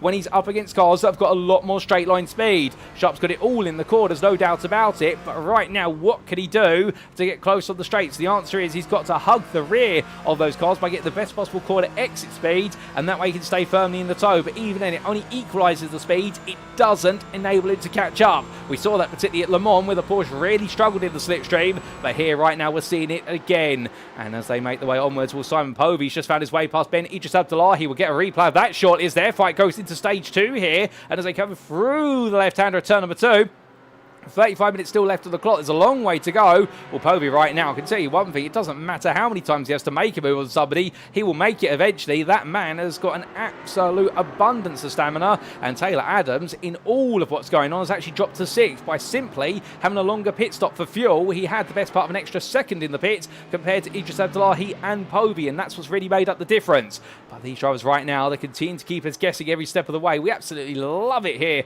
as they roll the one around. And this has been a bumper season so far, and I think the Nürburgring GP round is even going to add to it today. But Povey ahead, at least for the time being, and that gives us a brief breather to take a look back and see exactly how he got that move done. And here is the replay. So this was Matias 10. We're taking a look back at firstly with his move on Paul Goffin as he made his way back through the field. And Goffin decided to defect to the pit lane there, and that was relatively straightforward. But then this was the Idris Abdullahi versus Povey battle. So it all began with Simon Povey deciding to trim the gravel coming out of Vidal. So Idris Abdullahi was given an opportunity after Povey had leapt ahead of him from the pit stops, and suddenly it was a drag race down towards turn number 1. Now that Ford Mustang's the quicker car, but on an inside exit line, it didn't have as much straight line speed. So Idris Abdullahi, as a result, had to go very defensive here, and Povey was going to simply commit to this all the way into the braking zone. Essentially use where the Porsche is strong, and you can see that under braking going around the outside into turn number 1, and that's how he got the retake done. Lovely move as he then had to go defensive into turn number 2 just to guarantee it, and it was all said and done from there as we make your way back to your live racing. And it's a good time we do as well, because Alex Gall, well, as the sun comes back out here and he gets towards the halfway point, Niels Court is still right there with him. And Core right now is looking incredible for a potential move here, as Gall used all the tarmac and plenty more. The chicane and apex business driver is nailing his apex in his chicanes now. But the problem is that small mistake earlier has enabled Reynolds to open up a 5-second gap, and that gap is increasing by a lap each time, because that is 4 attempts that Stuart Reynolds has opened up to Gall. Gall, meanwhile, so engrossed in the battle here with Court, I think he is having to not drive the way he wants to, and that is not ideal for him. But the championship leader has also got to take some strength from the fact that after 2 wins this season, he is a championship leader by over 20 points, and with drop scores applied, that gap will come down. But a second place here, it's not the win, but it definitely allows the foundation for a better chance of taking the championship at the end of the season. Because the thing with drop score championships, such as this one, is the fact it's more about the consistency in the rounds you're able to make versus big results. Big results can make a bigger factor over longer seasons where every point matters, whereas here it's about having a consistent run of results, albeit they've got to be big results, so impressive ones, but the consistency is just as rewarding as 1 or 2 wins over the season, and Gall will know that, as will many of the drivers here, and that's why they've got to get the skates on as this season heads towards its conclusion. But coming back to the second place battle in the AM class, Berridge versus Van Beelen. And these two, no strangers to each other. We've seen battling between them over the course of the season so far, with Chris Jennings being the 3rd member of the Menage Trois. And they're fighting over 2nd, 3rd and 4th in reality, with Matias 10 seconds behind and gradually trying to catch up to this. But right now, it is Jennings who's a bit of an outsider here. But I think the Access Sim Sport Trial once again have gone into a pattern of, if Berridge and Van Beelen are fighting, I don't need to become part of that fight. And instead, what I can do is I can just simply sit behind. There's a bit of gravel's kicked up there by Van Beelen, who you can tell is pushing hard, but perhaps pushing a little bit too hard to stay with Berridge, but that's what he needs to do. A bit further back, here's Ryan Penny. He's currently 2 seconds ahead of Heinz Mayer and only 1.5 seconds behind this man, John Roberts, as they all chase each other for 5th place in AM. It's 14th on the overall road. And right now, John Roberts, I think, has stabilised that 14th place, at least for now. However, he is going to be a little bit wary of the fact that as they cross the threshold to go into the final 30 minutes. Penny is definitely looking the stronger of the two drivers in the medium speed corners, because Penny did take the best part of half a second out of Roberts coming through Bilstein. However, he lost all that time making his way through Vidal. So it does seem as though on the chicanes, Penny struggles a little bit. Roberts, meanwhile, on the natural sweepers, he's the one who struggles there. So it's back and forth between these two, and therefore it's going to come down to which driver makes the mistake where they're strongest versus which driver is able to get on top of their issues where they're weakest. It's about maximising your strengths and minimising your weaknesses, and Heinz Mayer is right behind, and he'll have all the knowledge and data in his mind in the 222 car to be able to try and get involved as well. He'd love to see Penny finish inside the top 5, but also he'd love to score some big points of his own, and it is going to be a bit of a double-edged sword there. You want to see your teammate do well, but you yourself also want to do well in a respect, and that's what he's got to try and work out. But speaking of working things out, at the very front of the field, Stuart Reynolds has just had a bit of a difficult last lap as we look back at the previous lap times between the two drivers. Here they are at the bottom centre of your screen, and you'll notice on what was lap number 13 versus lap number 14, Alex Gull last time round was 2.5 tenths faster. Now, Niels Korte has fallen away from Gull a little bit to the best part of a second, so I wonder whether Alex Gull now has finally got his head settled and is able to go chasing, and if so, Stuart Reynolds is going to be under a bit of mental pressure from this point onwards, because Alex Gull, once he's got himself back in the zone, he's not going to be an easy driver to shake off, and that's, I think, what Alex Gull has got now. He's found his momentum, he's cleared up whatever happened, that small mental lapse which we had after his pit stop. I think he was surprised perhaps by Reynolds being there so close, and now there's a chance. But speaking of a chance, well, it's going to be Van Beelen taking his chances here. He's on the inside on the right of your pitch as they head up towards Vidal, and as they do, the camera pans it around, and Lee Berridge has to yield the position. Through the chicane they go.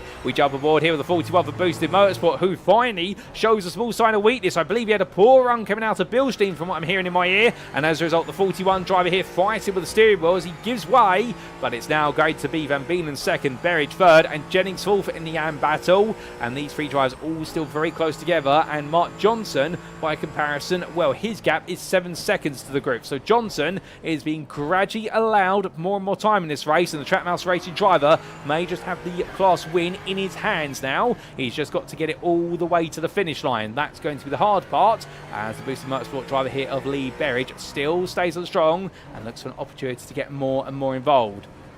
But through the left and into the right they come, and as they make the way out to turns 3 and 4, well, Lee Berridge right now continuing to try and push onwards. But you can see the fighting with the steering wheel every step of the way. This Ford Mustang, whilst it is one of the heavier GT4s, he's chucking its weight around, but the car is biting back a little bit, and he is having to try and bring the prancing pony from the US of A under control here if he wants to score big. But meanwhile, speaking of things falling out of control, this is John Roberts, the other Boosted Motorsport driver, who's just had a bit of a nightmare run through turn number 3. Around the outside of him, that is going to be Carwadine and Gary Toole. And Carwadine is having to hold off Toole here. Toole's had a much better run. They go 3 wide to 2 wide for a brief moment. Under the gantry they come into that braking zone. And as they make their way through the left into the right, Toole's there. He's got the inside line under braking. Can the 207 driver get this done? Carwadine's going to run out wide there, and Gary Toole does. He pressures Carwadine into a mistake, and Gary Toole in the end moves up into 7th place. What a brilliant move there from Toole, and again an opportunist at heart, and he's never going to waste a chance. He moves up into 7th AM, now into 16th, but he's still got a long way to go if he wants to get back into the AM top 5. His next target is Heinz Mayer, who is 5.5 seconds up the road, and then it's a further 1.2 seconds to Ryan Penny. Then he may be able to get it done. But meanwhile, the man who was 5th only months ago in the class was John Roberts. He's now at the back of this group in the fight for 7th. He's 9th in AM, therefore. But what exactly sent John Roberts on his way down there? Here's a replay to explain. And this was coming on through the AMG Arena. Through turn number 2, he looked fine. Into turn 3, hard on the brakes. Ooh, goodness me. Well, used a lot of entry curb there. I wonder if he got himself hooked on it. That was brilliant reactions there from Ryan Penny, who literally had to dive out the way at the last possible moment. And can we get on board with John Roberts getting it wrong there? Might be able to explain what's going on. Watch the gears on the left-hand side of your screen.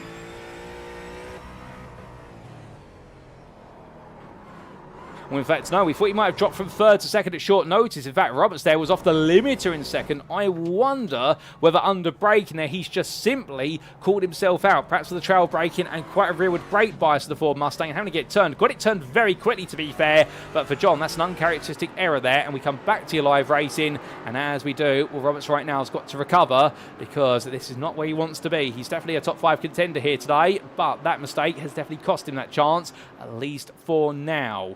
But speaking of what's going on elsewhere, Dennis Van Beelen has opened up a 2-second gap to Lee Berridge, who has picked up a black flag. So Berridge will have to serve a drive-through penalty shortly. It will be within 3 laps of being picked up. We believe this is for instant points. He did have a slowdown, which we suspect he did serve, but I think Berridge has gone over the instant point limit, and well, he will have to come in soon and serve that, which will put him much further down the order. In fact, if we had to do some quick mental mathematics, that would put him all the way down to what would be effectively, I do believe, in the region of around 20th place. It would be to Matt Slate, and Slate, by comparison, is only just making his way into turn number 6 now. It's quite a long pit stop here at the, or pit lane, I should say, at the Nürburgring GP-Strecke. So therefore, I think for Lee Berridge, this is going to be a race now that's gone from good to bad to disastrous. And, well, he won't be too pleased about that, as Chris Jennings, well, he's not aware that Berridge has got a black flag. He'll hear it over the radio soon from the team, and therefore he'll know he may need to just be patient to make the move on the boosted motorsport driver rather than force his way on past. But we will see. Will Berridge pull in this time? Yes, he does. He immediately respects the fact he's got the penalty, and now Jennings carries on around him. Moves up to 3rd. It's not the way he would have wanted to take the place, but still, it's the way it's gone. And Chris Jennings now has Dennis Van Beelen in his sights, 3 seconds ahead.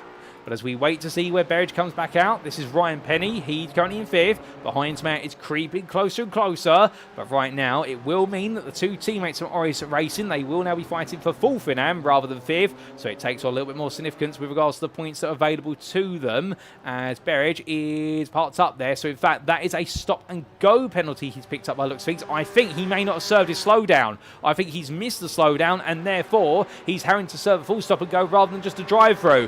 Well, that's going to be absolutely gut-wrenching there for Lee Berridge, and that's an even longer time in the pits that he's having to serve. Well, I wonder whether the team had decided, given the stop and go, which I believe you can serve in tandem with doing work on the car effectively, albeit the car has to be stopped and then it can go into being serviced. I wonder whether the Boosted Motorsport team are going to throw on a whole new set of tyres on the car, fill up the tank and say, right, Lee, just go for it. You've now got nothing to lose with that penalty. You might as well have the best possible car for the remaining 20 minutes or so of the race, and therefore you might as well turn this now into a sprint race to the finish. It is a gamble because Berridge has technically got nothing to lose, and it might be a worthwhile one if he wants to try and catch up some places later on, as Rob Sharp chased after John Roberts and Oliver Carwadine. And well, Sharp here has definitely got 2 very tricky customers to make his way past. As I look out my content booth window, and I can see that Lee Berridge is now leaving his pit stall and making his way onto racing with a 1-minute long stop. I suspect that will be for a stop and go, plus also tyres and fuel. I think he's had the full works done on the car, and therefore now Lee Berridge will just know from this point onwards it's 21st or higher is where he's going to finish. But where exactly he'll finish in the running order, we will see, because he has got the overall leaders only 3 seconds behind him, and therefore the blue flags will be beckoning. Carwadine right now finds that the fight for 7th is beckoning towards him, with Roberts and Sharp close but not close enough to think about potential moves at this point. And in fact, Sharp now is looking very quick as he comes up for 11 into 12. We expect to be quick here, but not that quick. My goodness, Rob Sharp for Iberis Racing. He's carried so much speed through these corners. The problem is now as he tries to look for a move here, coming on through the Advan curve, well, it's going to be flat out all the way to wide they enter. And well, as they get ready to go into the braking zone here, Roberts does not give up, but in the end he decides it's perhaps better to lift and coast rather than fight it all the way to the inside of Vidal. Understandably so, because I think he respects the fact that Sharp is the faster driver, and instead of wasting time, he comes into the pits, does Roberts, so he decides to pull himself out of this fight and go for the undercut. Good call there from Boosted Motorsport. They see an opportunity to get the driver out of the fighting and therefore give him every opportunity to undercut the fighting. They presume that Rob Sharp on the next lap will attack Carwadine and they will lose time together. Meanwhile, at the very front of the field, not showing any signs of pinning into the pits right now, or will he? Here's Stuart Reynolds here, with a 3.8 second gap to Alex Gall, who's coming up behind little by little, and it's a further 2 seconds to Niels Core, who after getting so close to the back of Gall for lap after lap has fallen away. The pace has slightly fallen off, but understandably I think the BMW driver here is just looking to make sure he's on that podium and therefore get some more points once again. But we will see what it will be as he roars his way up towards Vidal. Indeed, these 3 drivers will be the first 3 on this lead lap to really dictate whether they're coming in now or they're going to go at least one more more lap. As Reynolds comes on out, he stays out there. There's no late defection to the pit lane. What does Alex Gall do here? I'm not surprised that he's staying out there, given how long he went in the first stint, and Nilsgaard does the same. So they all opt to stay out, and it's a further 10 seconds to fourth place driver Simon Povey, who in front of him right now finds the winner of Bennett Racing Machine of John Bailiff, and Bailiff inching his way around here in definitely a car that's seen it all today, and Bailiff has just recently served his second pit stop, so understandably Bailiff now trying to go to the end. But Povey and Idris Abdullahi there coming up behind him, so he'll step aside for the pair. Taylor Adams is 2.5 seconds behind them, he's in 6th. And then you do have Mark Johnson 10 seconds behind your AM leader, who has Guy Edwards and Dominic Brennan getting very firm with each other here as they fight over 8th and 9th overall. And Brennan there having a very good run out the final corner. Edwards not so. Brennan's going to go for it up the inside. And well, it's going to be straightforward on the brakes.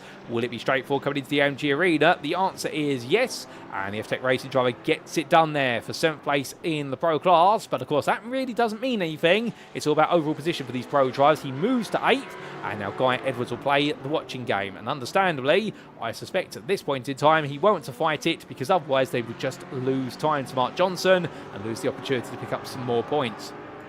Back to Rob Sharp and Oliver Carwadine. They continue to fight over 16th place overall. Down that start for the straight they come. And as they do, Carwadine right now still holding on, albeit Sharp getting closer and closer, looking more and more threatened. I think a part of him said there, go for it, Rob. And the angel on the other shoulder, rather than the devil, said don't do it, it's too far back.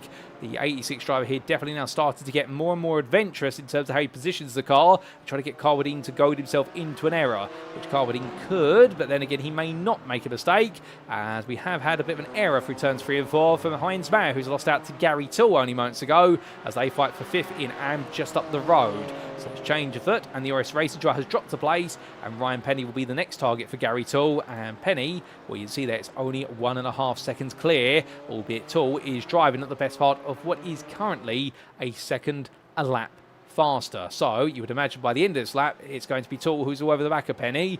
But will that be time for pit stops? And will Penny or Toole opt to get themselves off the road and try to stay ahead on strategy? Well, we'll see. But back to your leader, he's gone another lap of the circuit with 80 minutes left on the clock. I suspect after this lap we'll start to see some pit stops. And Alex Gall and Niels Court are still there. Simon Povey is maintaining some distance to Idris Abdullahi, and Taylor Adams has yet to find his way past John Bailiff. That's not because Bailiff's been difficult, but because Taylor Adams is not quite as quick as we thought he might have been, and therefore he falls back behind now, albeit in 6th, as they roar the way out of the AMG hairpin, or the Yokohama S hairpin I should say, and now into AMG Arena. And Taylor Adams at this point, I think he's wondering what else can he do. The competition has definitely stayed one step ahead of him so far today, but then again there's still time to go and mistakes can be made. Back to Sharp versus Carwadine and the fight for 16th. Here comes Sharp looking up the inside, but it's all for naught. It's all posturing and theatrics there. Sharp takes a look up the inside, and it's a feint, but it doesn't quite work. I wonder if there's a pit stop opportunity there for Sharp, given he's trying to look for the moves, as Toole is into the pit. So Gary Toole has decided, right, I'm not going to beat Penny on circuit, I might as well beat him in the pit lane. It might be easier, but that does mean now Oris Digital Racing, they need to get both Penny and Mayer to pit in a qualifying lap before they come into the pit, in order to be able to potentially offset Toole's early pit stop. It's going to be interesting to see which way that swings. Carwadine under pressure here from Sharp. Sharp looks up the inside. Carwadine goes very deep there under braking into the Yokohama hairpin. And Real Sharp makes that move a lot more comfortable than perhaps it could have been. I think Carwadine there just misses his braking zone and going long. And the Aburis digital driver now up into effective what is 7th place in AM. But he still fancies some more places because Mayer and Penny are only 4 and 6 seconds up the road respectively. Toole leaves the pit lane, and as he does so, well, he's got in front of him Paul Goffin. Now, Goffin has made 2 stops so far today, but one of those pit stops was much earlier on. And I do believe for Goffin, it means he's still got another pit stop to go, unless we're mistaken. Gary Toole right now won't be too pleased. He's got a bit of traffic in front of him. He needs to negotiate, but he'll be hoping that traffic steps aside soon. But into the pits has come Stuart Reynolds. You can see him there in the rear of the picture. So Alex Gall now leads this race once again. Niels Gore follows on through as well. Simon Povey does not seem to have defected to the pit lane, as he'll be promoted to 3rd for a brief moment overall. But it is Reynolds who makes his way to a stop. And very quickly there, the car will be serviced. It'll be fuel in. Cars up on the jacks there. I wonder if they're changing a tyre potentially in the time they've got. But either way, it is going to be a relatively quick stop there for Stuart Reynolds. And then he'll be back on the attack. Mark Johnson, he still leads the AM class. He now moves up to effective 6th place, albeit he will be back in 7th by the end of the pit stop window, we believe, with Dominic Brennan and Guy Edwards for company. And there's Stuart Reynolds now leaving the pit lane, and he falls back to 9th. But the good news for him is that he's got plenty of clear track in front of him. He has got a 6-second gap to Guy Edwards in front, and a 3.5-second gap to the Dennis Van Beelen, Chris Jennings group of 2nd and 3rd in AM class. So therefore, Reynolds right now has given himself every chance here to win this race on strategy. Can he do it? That is what we're waiting to see. Because Gull was not right behind him when he made his way into the pit lane, but the gap was coming down. It was coming down quite quickly. And also keep in mind, the Chicane and Apex Missers team are very good with their pit stops, and their driver, Alex Gull, is very efficient with his fuel in the McLaren, so it all adds together to give them normally about a 1 to 2 second swing, albeit that didn't happen in the first pit stop, because Gull did use more fuel compared to Reynolds, but I do wonder whether we'll see the pendulum swing the other way in this second pit stop, as Rob Sharp is into the pit lane, and he was battling at the time with Carwadine, and of course he passed Carwadine and has come straight on in, so he's decided enough's enough. But where is Alex Gull? He is making his way through Advan right now, and up towards turns 14 and 15 he comes once again.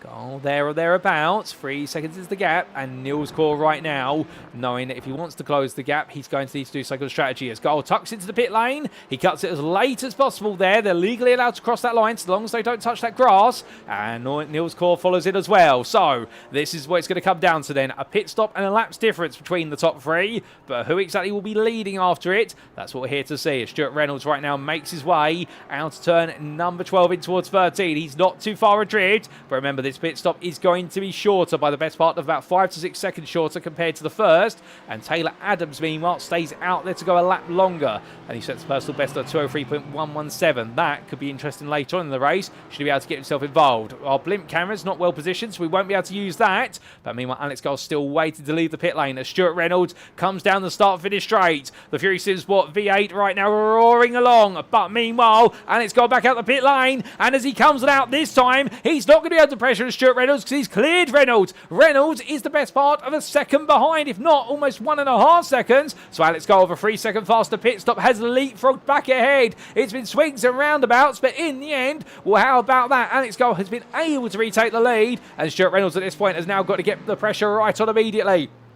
After the difficulties for Alex Gull in the first stint into second stint transition, Reynolds right now has the warmer tyres. He's got to attack on this lap. He's got to get close and put Gull under some mental pressure. Otherwise, that may be it, because Alex Gull will now try to extract the lead, albeit I suspect he has done a lot of fuel saving to get himself in that position. It's been 3 seconds difference in the pit lane. In fact, 4 seconds in total. And in the end, Alex Gull, well, he saved a lot of fuel in that second stint. Alternatively, they've underfueled the car, and they're hoping he can save the fuel whilst holding on to the lead. Reynolds has got to work on the basis, I think, that McLaren has not got enough fuel to make it to the end of the race full throttle, and therefore he's got to be right behind it to push it along and make sure it cannot save anything in that fuel tank.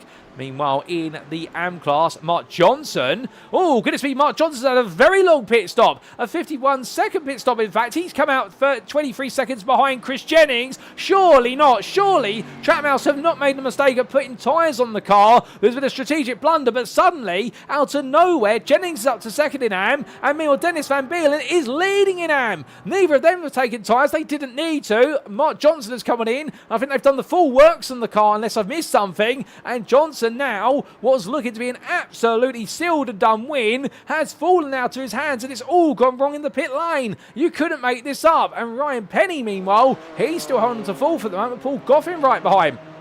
And if Goffin has not got to pit again today, well, suddenly, with all the difficulties he had at the start, particularly after that huge shunt to the side of the car of John Bailiff right at the beginning of the race, well, Goffin has pulled a surprise on everybody. And, well, that is going to be one of the stories of the season here, particularly with Gary Toole right behind him. If Goffin can hold on here for SRM Black, he may just be able to pull off a miraculous 5th place. But I think Toole's got other ideas here as he looks around the outside. It's not going to work out initially, but we jump on board here. Right now, the GST Racing driver is really pushing it hard as they head up the hill through the Schumacher S. But a big lift off there, knowing that dirty air behind the Porsche in front of him is not going to help him at all. But Bale re-engaged with the throttle, immediately coming onto racing line.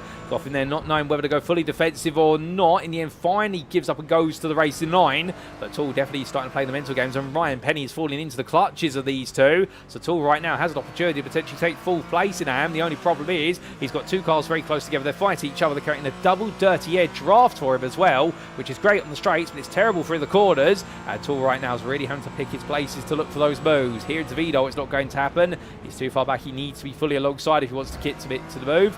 But what he can do here is really build up, as Goffin does pull into the pits at the end. So he thought he had to pit, and there's the confirmation. So Tool right now chasing down Ryan Penny for fourth place, and Mark Johnson is just in front of them.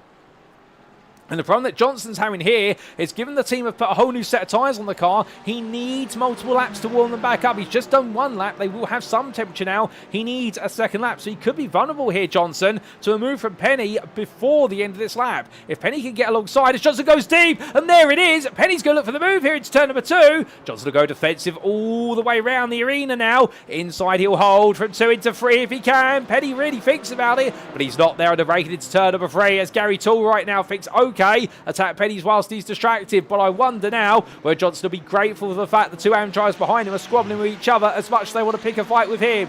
But out of the corner they go. The Track Mouse Racing car right now really struggling for speed, as Penny looking up the inside here. Penny goes for it. Oh, there's contact. Johnson goes across the grass. Does he get it stopped before the gravel trap? Not quite, but he does get the car to control. He decides to straight line on, but he does the Olympic hurdles there as he jumps his way down through turn number 7, and that's going to be a big knock on the suspension. And will there be words between the drivers afterwards? I'm not sure how much contact there was, but suddenly this race absolutely explodes into life in the AM class, and here comes Gary Toole. Look up the inside of Penny. Penny goes deep. This is for third place in the AMs, and through the hairpin they exit. They see Gary Toole moves into third, just ahead of Penny, and suddenly Sharp and Johnson fall in behind. My goodness, you could not make up these stories, ladies and gentlemen. This AM class right now is absolutely brimming with battle in life, and Penny's not done yet, or is he? As Toole now just needs to break that gap open if he can, and Rob Sharp meanwhile tucks in behind. And I think Sharp right now is looking at this and thinking, with them all fighting, that he might have a chance of third place here with only 9 minutes left on the clock plus the final lap. But it's too close to call, and I don't think anybody's the favourite here for that third place spot in AM until it's all said and done.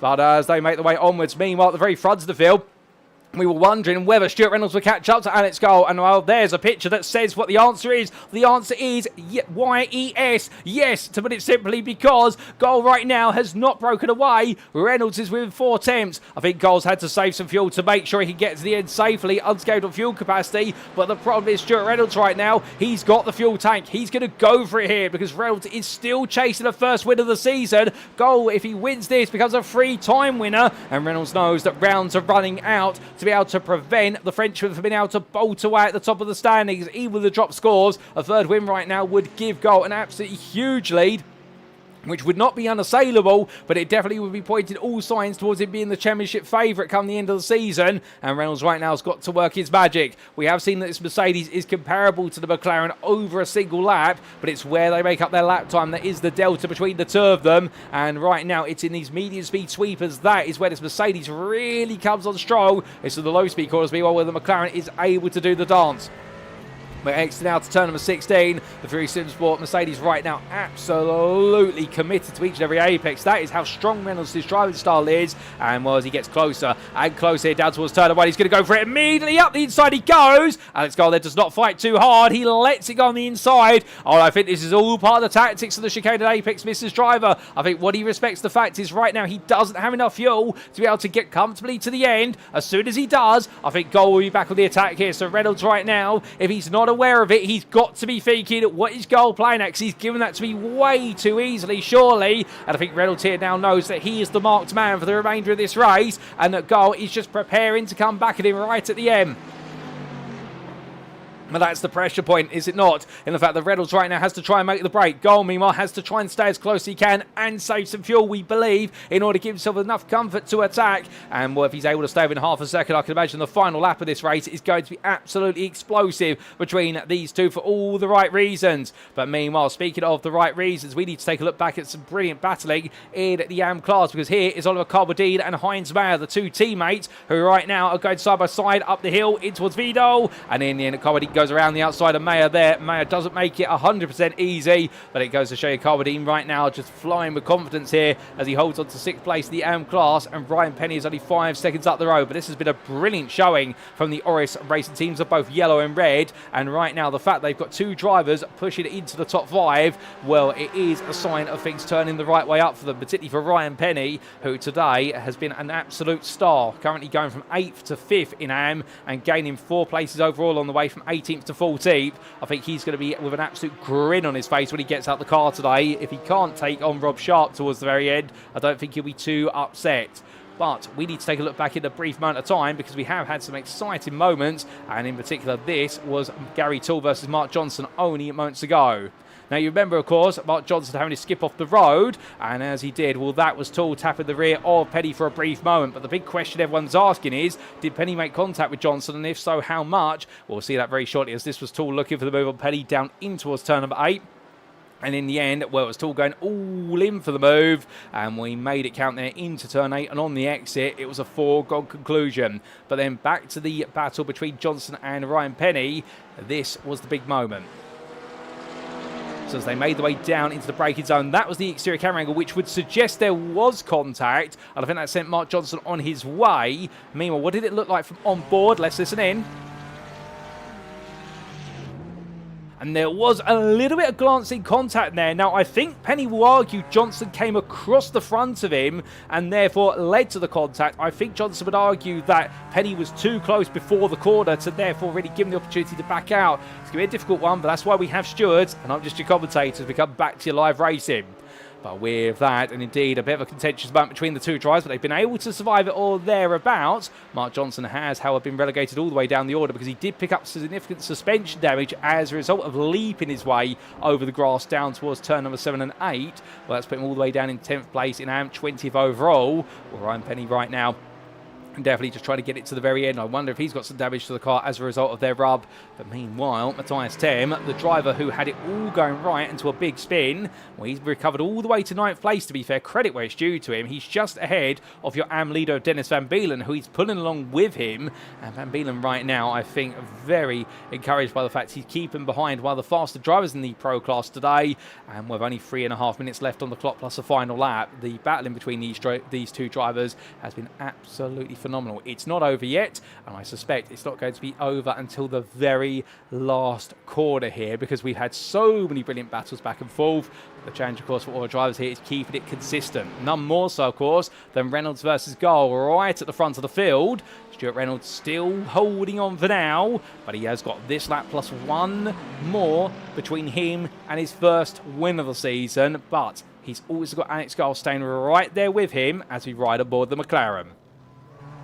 Now, for the chicane Apex Misters driver at this point, what he'll be doing on this lap, if he hasn't already thought about it, is he will be studying Reynolds' driving, because he'll want to understand where is that Mercedes stronger, where is it weaker, where can there be a bit of an exposed opportunity. And it does seem as on his low-speed corner, you can see the way the body's pitching on that Mercedes leans so heavily in those braking zones. I think Reynolds is having to battle with quite the element of understeer now on that front right tyre, which has been worn down quite significantly for these heavy braking zones. So therefore, Alex Gull will be hoping that he can lean into these corners. And again, you can see here just down through turn number 7, Reynolds taking a bit of time to hook the car up to the apex. Not as badly as on that front right, but the front left also a little bit wounded. That comes with the territory of a front engine rear wheel drive car. Naturally, you've got more weight towards the front of the car, so therefore the front tyres take greater degradation compared to the rears, or it's a bit more even, where in a mid-engine rear wheel drive car, such as, for example, the corner here of what is the chicane Apex Misters McLaren,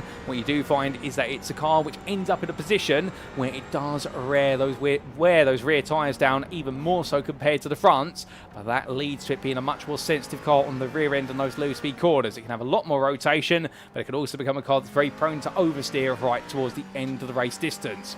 But either way, these two continue to swing back and forth, and as they head up towards Vidal for what will be the 28th time, when they come up behind Paul Goffin, who they'll very shortly look to put a lap on. And well, Paul Goffin steps aside there, respects the blue flags immediately, and he doesn't want to get anywhere near this lead battle, rightly so. as we want to see them go battling for one last time. And here they go then, ladies and gentlemen, onto a final tour of the Nürburgring GP circuit, the WC layout in particular. And as they make their way across that timeline, it's Reynolds versus Gull. One lap between them and the checkered flag. But which one of these two drivers is going to be the victor at the finish line? It's time to find out as they do battle in towards turn one. Albeit Gull's got to get closer before he can be fully alongside. As Stuart Reynolds will know that right now every braking zone and every apex needs to be hit absolutely pinpoint precise, otherwise this is not going to work out. Meanwhile, in the fight for third in the AM class, Rob Sharp has just passed Gary Toll, and well, he's found his way through, but he's still got one more lap to try and hold on to this place. And John Roberts, meanwhile, he's on a mission now to try and take on Heinz Mayer and Oliver Carwadine right at the end for what will be 7th and 6th. So this is all coming live still in the AM class. That's before you consider Matt Slate, the pro, is all over the back of this, watching it like a hawk right now. Oh, that's a lot of gravel being taken there from John Roberts. That'll be a slowdown he's going to serve. He'll have to give up the time he's just gained. But meanwhile, we come back to the front, and Alex Gold runs wide there at turn number 7. That's going to give Reynolds a little bit of comfort here in the fact that he's safe for now as they head in towards that braking zone. But Gold is going to absolutely be pushing it. If he's got any instant points left, he will use them as much as possible in order to push the track limit. He'll get away with it there somewhere or some about. But meanwhile, Stuart Reynolds here in towards the Schumacher S, knowing that right now all he's got to do is maintain clean lines, because at this point in the lap, he's now into Mercedes territory.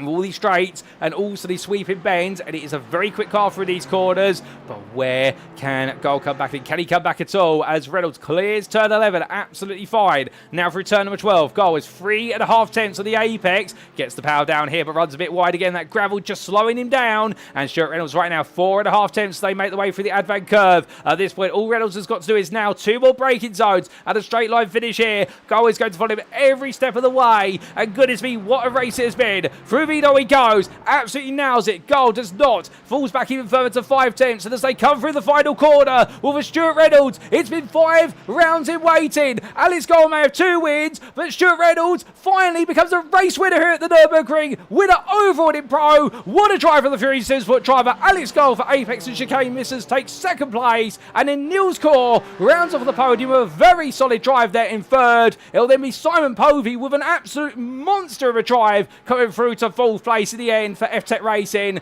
with Ben Idris Abdullahi rounding off your top 5 there for Satellite Racing, ahead of Taylor Adams, who takes 6th there for Agenta Sim Racing, and it's going to be a further 10 seconds back for Dominic Brennan, who does an absolutely brilliant job trying from 10th to 7th today and really demonstrate what he can do in the Porsche, ahead of Guy Edwards, who as he makes his way towards the line brings Mark Johnson with him. But sadly, Mark Johnson is not your AM winner. He finishes a lap down 11th in AM, because coming out the final quarter to become a 2-time AM winner here in Germany, it's Dennis Van Beelen. And what a drive from the 69 driver Chicane and Apex Missers, a monster drive. Head of Chris Jennings, who moves to 2nd today in the AM class, 10th overall. And Rob Sharp, well, can he hold on just for a couple more corners? He's had to fight his way up and down and through the order. It's Circuit Zandvoort all over again, and much like at Zandvoort, in the end, if he brings it through the final quarter intact, it is going to be back-to-back 3rd places for the Abreuris racing driver. Gary Toll is going to keep him honest all the way to the finish line, but Sharp makes it out the final quarter, and the redemption drive is complete here for the 86 Porsche. Sharp is your final podium finisher in the AM class, ahead of Gary Toll, who just misses out on the AM podium by the slenderest of margins. Ryan Petty will take a brilliant 5th place in the AM class, 13th overall for Oris Digital Racing Red, ahead of teammates Oliver Carwadine and Heinz Mayer, 6th and 7th for the yellow outfit. And then it'll be John Roberts, 8th in AM, 16th overall, who just stays ahead of Matt Slate, who completes your overall finishing order on that lead lap. But goodness me, ladies and gentlemen, what a race. We did unfortunately lose Matias Tem on the final lap due to a technical issue. The car unfortunately breaking down and relegated to an 18th place finish from what was 9th at the time. But as all the drives cooling down, it's been an incredible race here in Germany. There's no question about it. Right now for Chris Jennings, was he makes his way back towards the pit lane.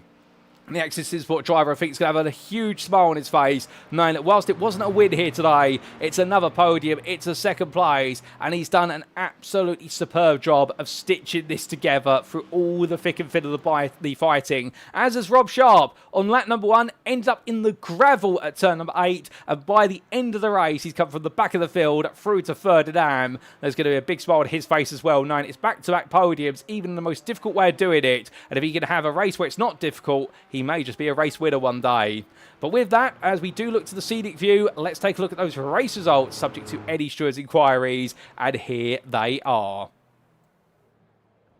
And so, after an absolutely intense 60 minutes of racing here in round number 5 of Season 7 of the Sim Racing Magazine GT4 Challenge, as brought to you on iRacing and powered by Oris Digital, Stuart Reynolds finally puts his name into the winner's book for Fury Sim Sport in an absolutely back-and-forth battle between himself and Alex Gall, the Fury Sim Sport driver, in the end getting the upper hand on pace and on strategy. The Chicane and Apex Missers driver, well, he'll put it down to 2 small mistakes he made at the start of the second stint, and the Frenchman in the end not quite able to make it 3 wins out of 5 this season, but still 2 wins and another second place added to his book. It's definitely going to be a chapter which he'll be happy with. Satellite Racing's Niels Core back on the podium once again. The BMW driver doing a superb job as a home hero today, 10 seconds ahead of F-Tech Racing's Simon Povey, and Simon Povey in the end, you've got to wonder if he'd been able to string together a better qualifying lap.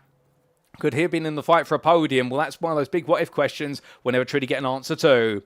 Ben Idris Abdullahi took 5th there for Satellite Racing, fighting hard for 4th, but in the end had to settle for 5th, head of Taylor Adams, who was 2 seconds behind for Agenta Sim Racing, and then Dominic Brennan as well for F-Tech Racing. Really a good hunting ground for the team, went from 10th to 7th and delivered a solid drive.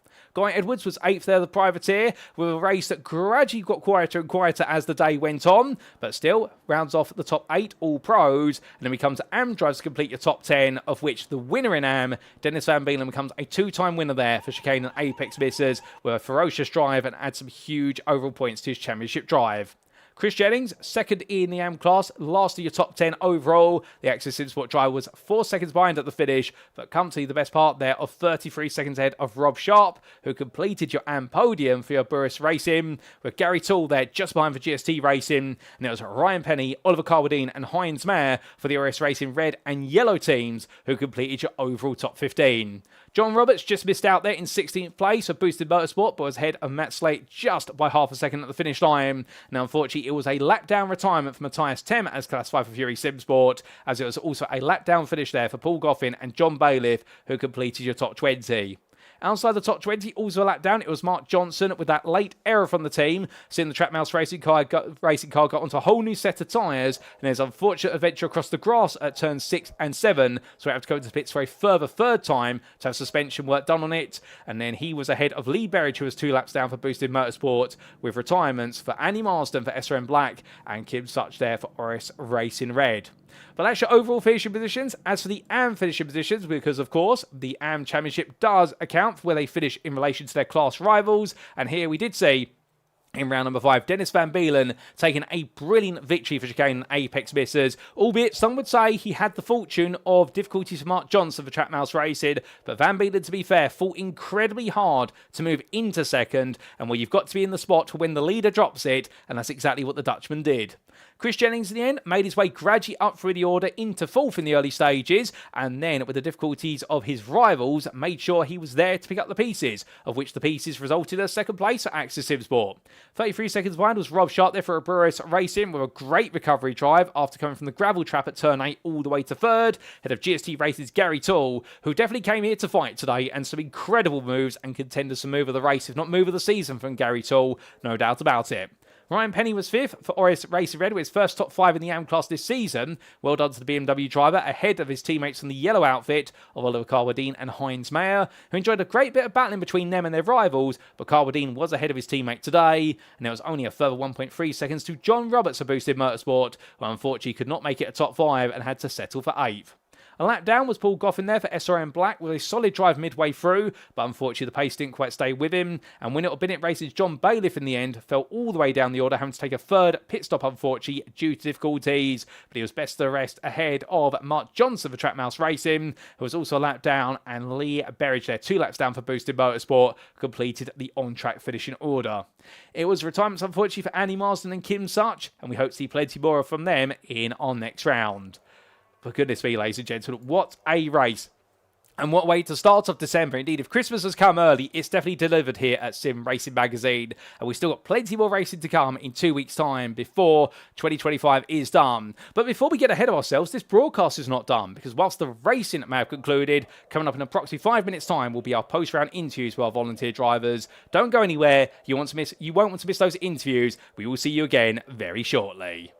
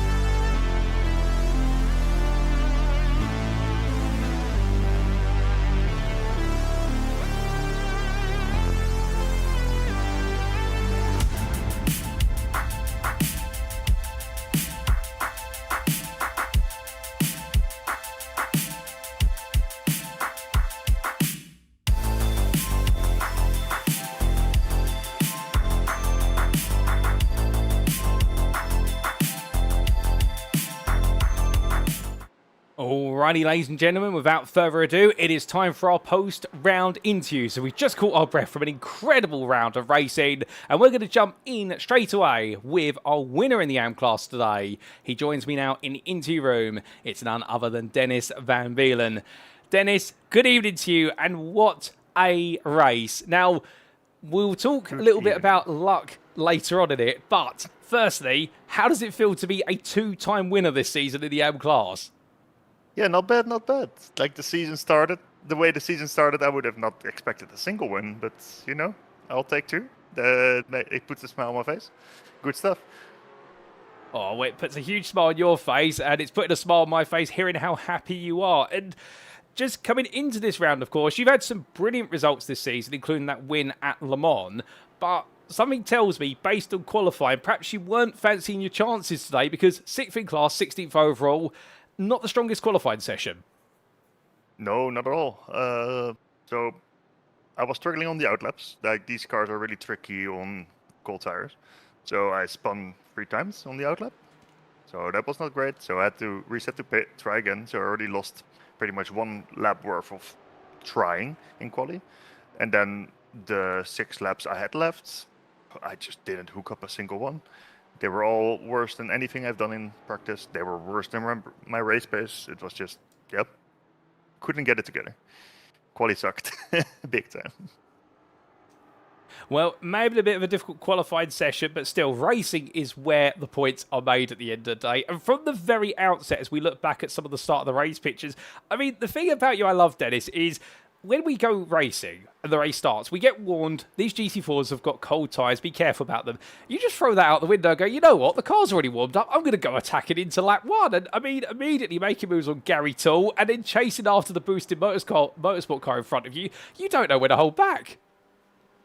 Yeah, like you have to send it in some way. Firstly, it warms up the tires more, so they're warm quicker. But also, if you're not going for it, then someone else will go on you. So you have to have some balance in it. And some people are a bit more hesitant on lap 1, and you can capitalize on that without taking too much risks. I will always refrain from sending it and doing weird dive bombs, but if I can just sneak one on the inside or sneak one on the outside, I'll definitely do that, even if it's lap 1. That's no issue. And honestly, on a track like this with long sweeping corners, especially that first sector, it warms everything up pretty much. You need half a lap and then they're good to go pretty much. Especially in the race, iRacing preheats the tires slightly for the race. So, I see. Just go for it. Oh, I mean, I love that attitude. I think right now you may have encouraged a few people out there to think that they can absolutely go for it, and it's brilliant to hear that attitude. Talking about those battles early on, you found yourself right in the midst of all the AM drivers fighting with the likes, of course, of none other than what was, let's say, for example, the 41 of Lee Berridge or the 55 there as well of Guy Edwards, a pro driver in your midst. When did you start to think perhaps about strategy? Because, of course, 2 pit stops here, but quite a wide array of when you could take the pit stop. Yeah, right, certainly. So the first 3 laps were just try to get as many positions as possible. Then once I crossed the line for lap 4, I noticed that I was slightly below my fuel target. So from then on, in the first stint, I just decided to go for saving a bit of fuel, making sure I can extend that lap, which worked. I got ahead of Lee Berridge with that because Lee had to pit a lap earlier. I also decided to take front tires, which was kind of a gamble. If you don't know, the 2 tires are free. The pit crew can handle them at the same time you're fueling. So you can choose to do 2 tires for no additional pit cost. But I haven't practiced this, and it can unsettle and imbalance your car completely. But my fronts were going, and I just had to try. So on the outlap of my second stint, I was surviving because cold tires again. But afterwards, I think Lee did not take those tires, and on the second stint, I could just drive away from Lee. And honestly, I could drive away from anyone but Mark Johnson, who was disappearing in the distance until he wasn't. Oh, indeed. And really appreciate the insights on strategy there, and particularly the ability to take 2 tyres whilst also putting fuel in the car. And talking about later in the race then and the eventual Mark Johnson having the difficulties, we did see as time went on, it became more of you hold on to second and just making sure that Lee Berridge wasn't going to be able to get back past you and Chris Jennings was just a bit too far away. At what point did you perhaps feel to yourself that you're in second now and you know you can't be caught unless you make a mistake? Was there a sort of distance you were looking for? Yeah, I just needed to get them out of the slipstream. The iRacing slipstream in the GT4s is about 1.2 seconds. Then you're still getting a good benefit. And Lee was actually hanging on to the slipstream really well, and I could not shake him until Chris started to battle Lee a bit.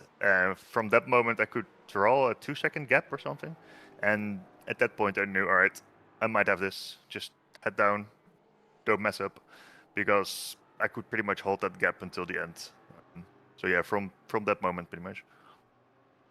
Well, from that moment then, it was looking to be a run for second, and then suddenly, Mark Johnson comes into the pits, the wrong tyres go on the car, they get it wrong at Trackmouse Racing, and you're leading to the end. I mean, at what point did it click you've suddenly been promoted to the lead? Yeah, it didn't initially. I don't know exactly when it happened. Actually, I think you're going to have Niels in the interview booth right after, and he is on Discord with me, and suddenly I just shouted on Discord, wait, I think I'm first, because I didn't see him be hauled in the pit lane or whatever happened to him. It just suddenly he was behind me on the relative. So I noticed it just by looking at the numbers, and I just gained a position. I didn't know why, and I just looked, yeah, Mark is down. Apparently he put on the wrong tires. Yeah, that really sucks. Oh, 100%. By looks of things, reading from down the paddock, it sounds as though they ended up putting what was, even a wet tyres potentially on the car there, which if so, I mean, a heart-ending end to his race, but you were in the right place to pick up the pieces of the result. And the final couple of laps, a second win just around the corner for yourself. I mean, it must feel very rewarding to know that you're up at the top end of the AM class and fighting for the glory.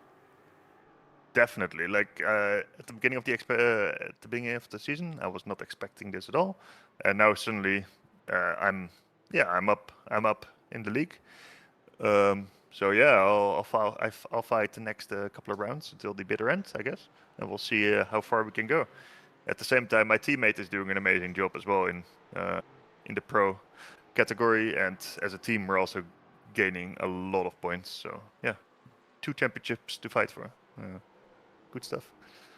Oh, 100%. And speaking of our next round, we stay in Germany, but we make our way to the Motorsport Arena Oschersleben for round 6. How are you feeling for the circuit? I'm going to have to do some practice for this.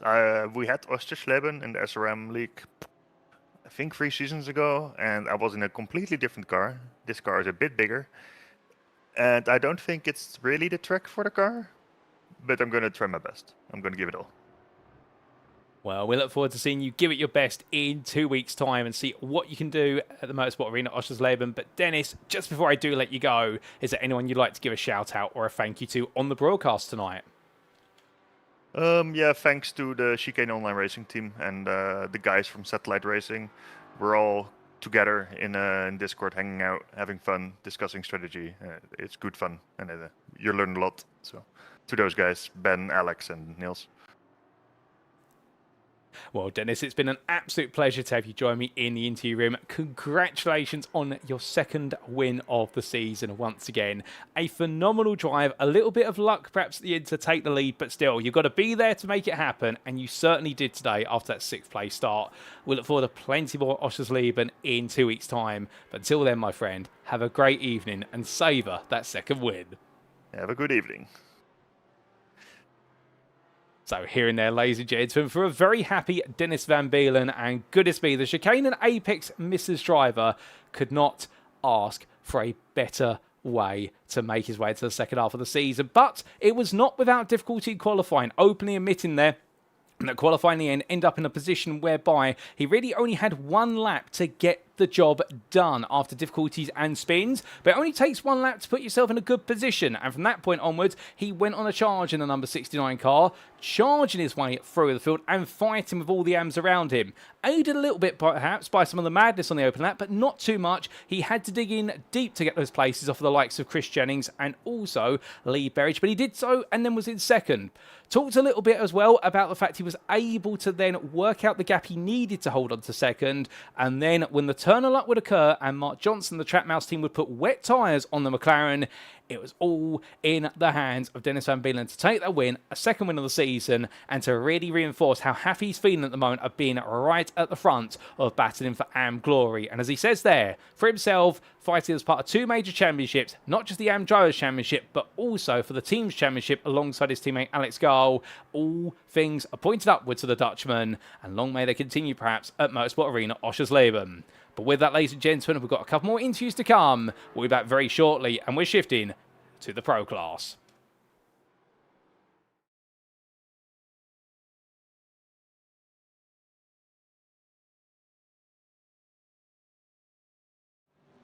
And so if we've heard from our winner in what is the AM class, it's only appropriate we hear from our winner in the Pro class.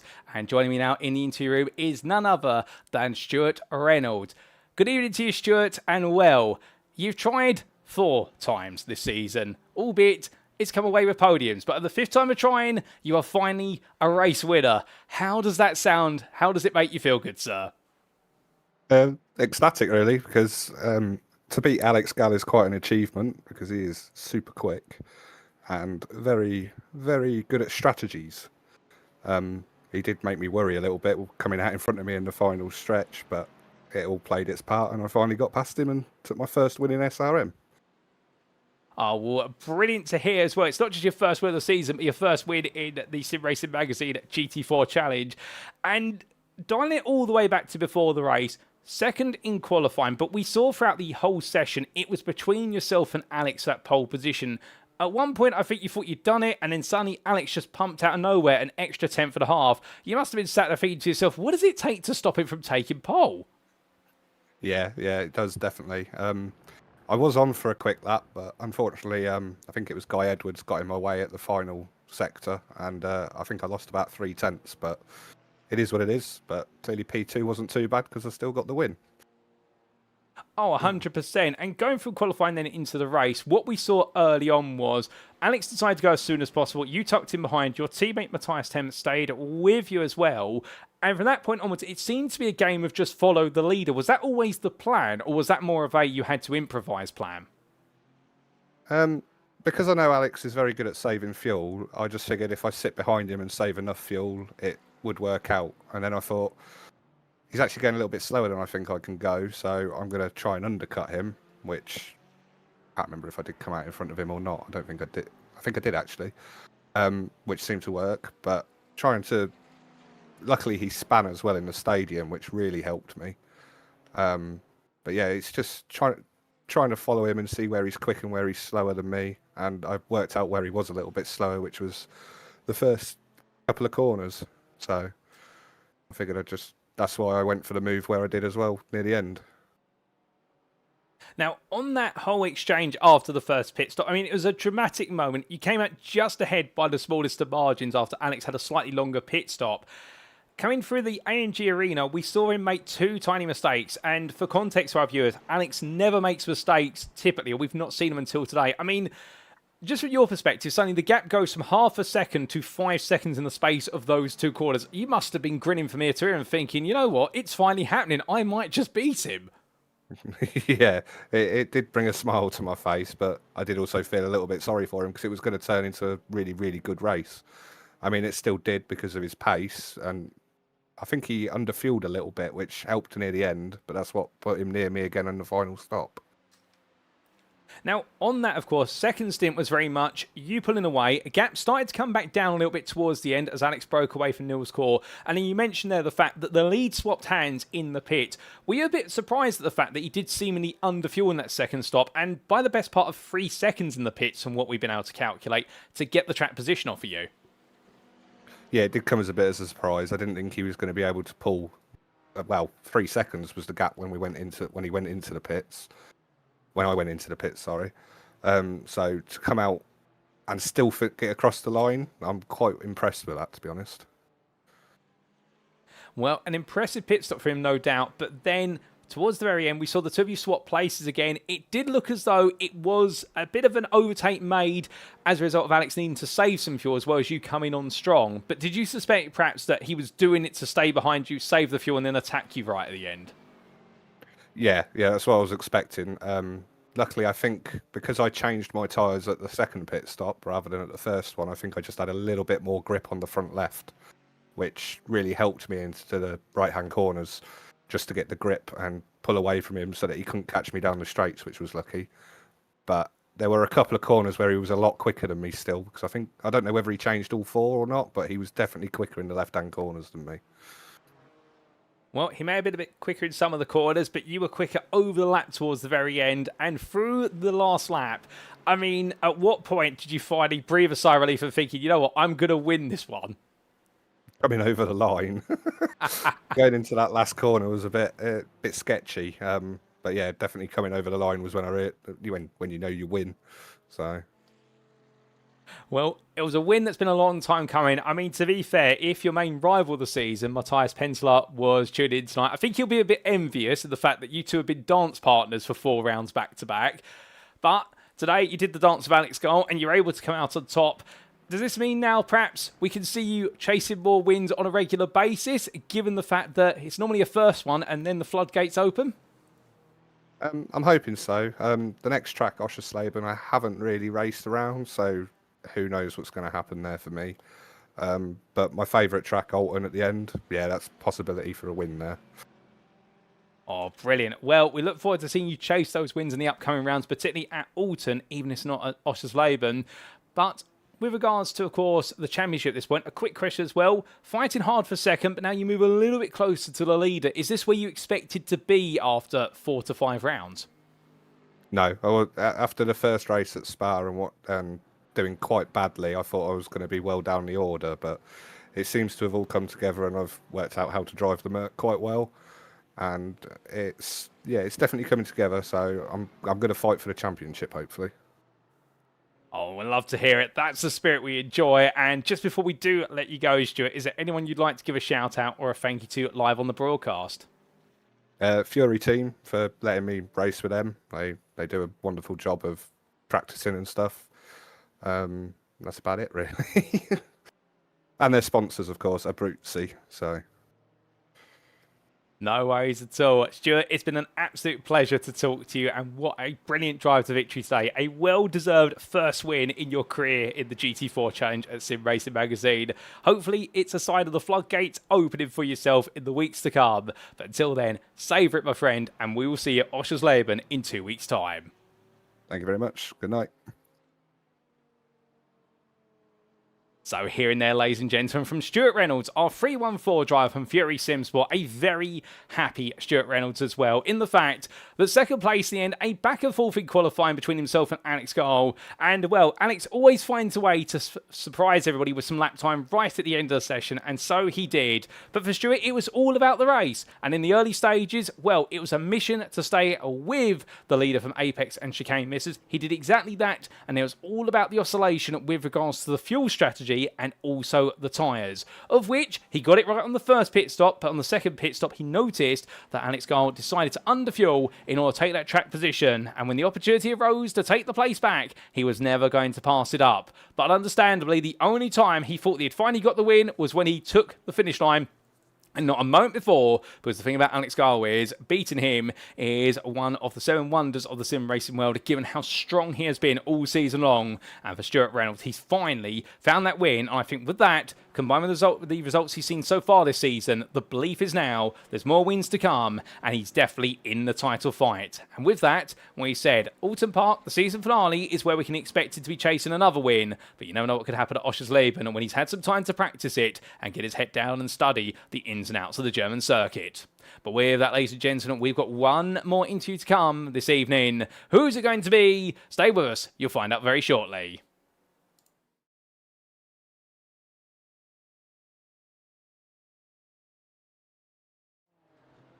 And so for our final interview, ladies and gentlemen, we stay in the Pro class, but joining me now in the interview room is none other than our satellite racing driver of Niels Core. Good evening to you, Niels, and what a day for yourself today.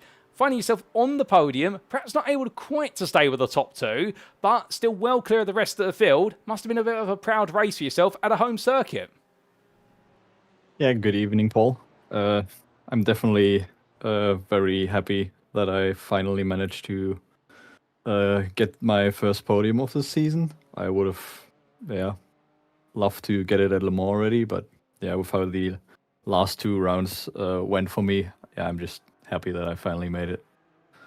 Oh, indeed. I mean, there's a story in that itself, Niels, and I think just for our viewing audience, the fact that if anyone's had a lot of bad luck in the Pro class, I think you somehow managed to walk under several ladders, have several black cats walk in front of you in the sim racing world, because you've had so much bad luck, and like you say, at Le Mans, missed out on the podium as well. So how do you do it? How do you stay so resilient? Well, you just show up every week and try to do your best, and this time it finally worked out again. I should probably, for future rounds, I always say that, maybe try to practice a bit more. That would probably help with bad qualies, and which also didn't go that well today. All fair. So talking about qualifying then, 4th place in qualifying, but by the sounds of things, it didn't go well. I mean, some would be absolutely pleased with 4th, but I get the thing, you're one of those, there's always a 10th to be found. What went wrong? Well, I'm not that sad about P4. That was a decent position. But I had 3 laps that would have been fast enough for at least 2nd place. But I either off-tracked them or messed up a corner somewhere. So yeah, it's just not quite where I would have wanted to start. And then I unfortunately also got stuck behind Matias, who had a bit of a bad first lap, and instantly dropped out of the draft from Stuart and Alex. And then I didn't really manage to get back to it for the whole race. I see. Unfortunate there in qualifying, but in the race, like you say, at the very start, we did see the field split up a little bit, and in the end, you were really relegated to focusing more on what was the fight for 3rd through to 5th. So first stint, that was a bit quiet, but it sprung to life in the 2nd stint, and with Alex Cole making some mistakes after he'd left the pit lane, I'm sure at that point, it was almost if you wanted to make the move, but you just didn't get close enough to him in the nick of time. Actually, I knew... I mean, I'm always in voice chat with Alex as well, so I knew that he just had swapped tires, and I also knew that he's a bit quicker than me, so I didn't really... I could have tried something right after he spun, but I thought we're just gonna lose way more time if I tried to attack him here to Stuart, so I decided to just stay behind and try to stick in his draft, which worked well for a few laps, but then in the end he was just slightly too quick for me to stay behind him. I see. So a little bit too quick for you to keep it all the way through, but what it did do was cement your gap to the likes of Simon Povey and Ben Idris Abdullahi to make sure you were 3rd. So I can imagine the remainder of the 2nd stint and also the final stint were more about just focusing on your lines and not really making any mistakes. Yeah. It was overall a pretty chill race. I wasn't really getting much pressure from behind, so I only had to look ahead and just look at what Stuart and Alex were doing and hope that something happens. It didn't, but still a quite enjoyable race in the end.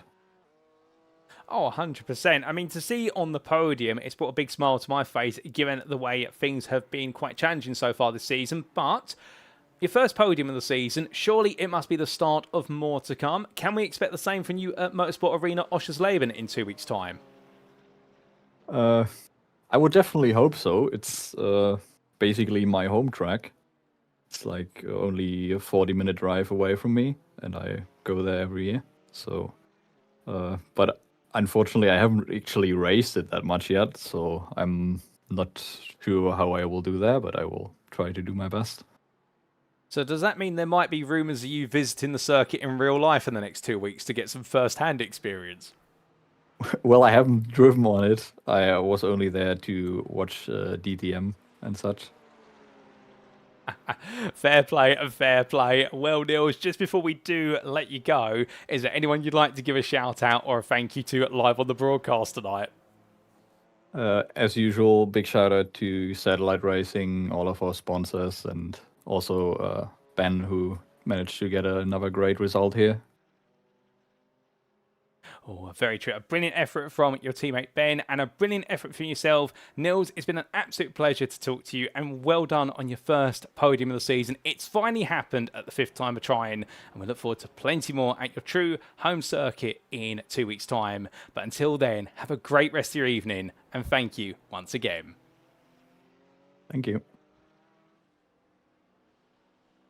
So hearing there, ladies and gentlemen, from Niels Core, who was quite frank with regards to coming into tonight, the fact that things have been challenging and he's finally found that first podium, albeit it should have come sooner at Le Mans, but it didn't quite, but he's made it happen here today. Talking a little bit as well about that resilience and just the fact you have to keep turning up week in, week out, even when things don't go right. I know that one day all that practice and perseverance will be rewarded, and he was rewarded today. Interesting his contrast in terms of his analysis of qualifying as well. Feeling as though the 4th place, it wasn't bad. He wasn't upset with the 4th place, but he knew that he had multiple laps in the tank where he could have been in 2nd on the grid. And, well, the Satellite Racing driver definitely has been one of those who, under the radar in qualifying, has had a lot of pace. And we've seen that again today, but it's just not actually come out into the open. However, Motorsport Arena Oschersleben, we may see that happen, given the fact it's a circuit he's not really raced on in the simulator, but it's close to home, he's visited it, and therefore he might draw upon a little bit of real-life visitation experience to be able to go full attack and make it another podium next time out, if not, perhaps chase that first win of the season. And for that I say, go on Niels, we're looking forward to seeing what you can do in the Satellite Racing BMW. But with that, ladies and gentlemen, that brings to a close all of our interviews for this evening. And a huge thank you to our interviews for tonight, including firstly our AM winner, making himself a 2-time AM winner, Dennis Van Beelen for chicane and apex misses, and started 6th and taking the win. Well, he was very pleased with that, and it was good to hear how happy he was. And then we heard from Fury Simsports' Stuart Reynolds there, taking his first win of the season in a brilliant back-and-forth battle between himself and Alex Gull over the entire 60 minutes of racing. And then we just heard from your 3rd place finisher and first-time overall podium finisher, Satellite Racing's Niels Core in his number 15 BMW, who today pleased with the result, but known as still more work to come. Well done to all 3 of them for their great driving today and their fantastic performances, and well, thank you to them all for their time in the interview room, and we look forward to plenty more interviews as the season goes on. But with that, it is now time for us to wrap up. Thank you very much for watching, and if you have enjoyed today's show and perhaps you're sat there wanting to know more about Sim Racing Magazine and how you can be on the grid here at the highly competitive and ever entertaining GT4 Challenge Series and the other series we run, well, for all that and more, we definitely recommend you join the official Discord. Invite link available on screen, and if you do join the Discord, you will find one of the friendliest and most welcoming sim racing communities you can find in the world that is all about the drivers and the racing that's put on for each and every competitor. We'd also like to take a moment to say a big thank you to our series sponsor, and that is of course Oris Digital, their web address being oris.digital. And in terms of knowing a little bit more about them, well, did you know small teams can make a huge impact in the digital marketing and e-commerce space, and Oris Digital knows that best. With 20 years of collective experience in growing businesses through online marketing channels via the provision of services including affiliate management, Amazon marketing and digital strategy, Oris Digital delivers tangible results to its clients. If you'd like to know more about how Oris Digital can help grow your business, be sure to head to their website today at www.oris.digital. Their website again, www.oris.digital. Now, we'd also at this moment like to say a thank you and a shout out to our series partner, and that is Ouroboros Watch, their website being at ouroboros.com. And to tell you a little bit more about them, well, one of our drivers, Rob Sharp, runs Ouroboros Watch, which designs and markets watch faces for smartwatches running Google's Wear OS operating system. This Sim Racing Magazine themed watch face, which you can see on screen, is currently under development, and Rob hopes to make it available on Google Play Store in a few weeks' time. It features a pit board that includes your race position, which improves as you near your step target for the day, a racetrack with selectable colours for each sector, and the trademark SRM branding along with other useful information such as heart rate so you can manage your excitement level in the next SRM race. If you'd like to know more about Oboris watch faces for smartwatches, why not head to their website at www.oboris.com today to find out more.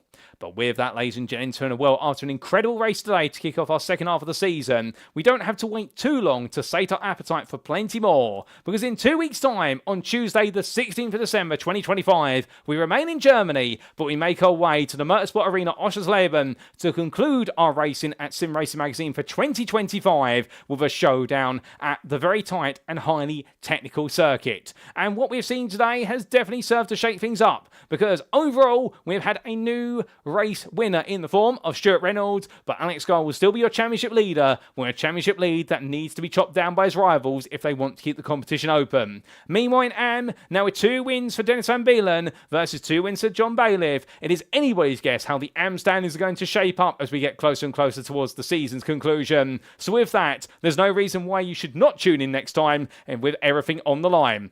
But until then, we have been Sim Racing Magazine. I've been your host and commentator, Paul Walsh, also known as TX141 or Britain a Spit, depending on what media you follow me on. And until next time, remember to stay safe, stay well, stay smiling, and most importantly, like our drivers, ladies and gentlemen, remember to stay on track. Good night.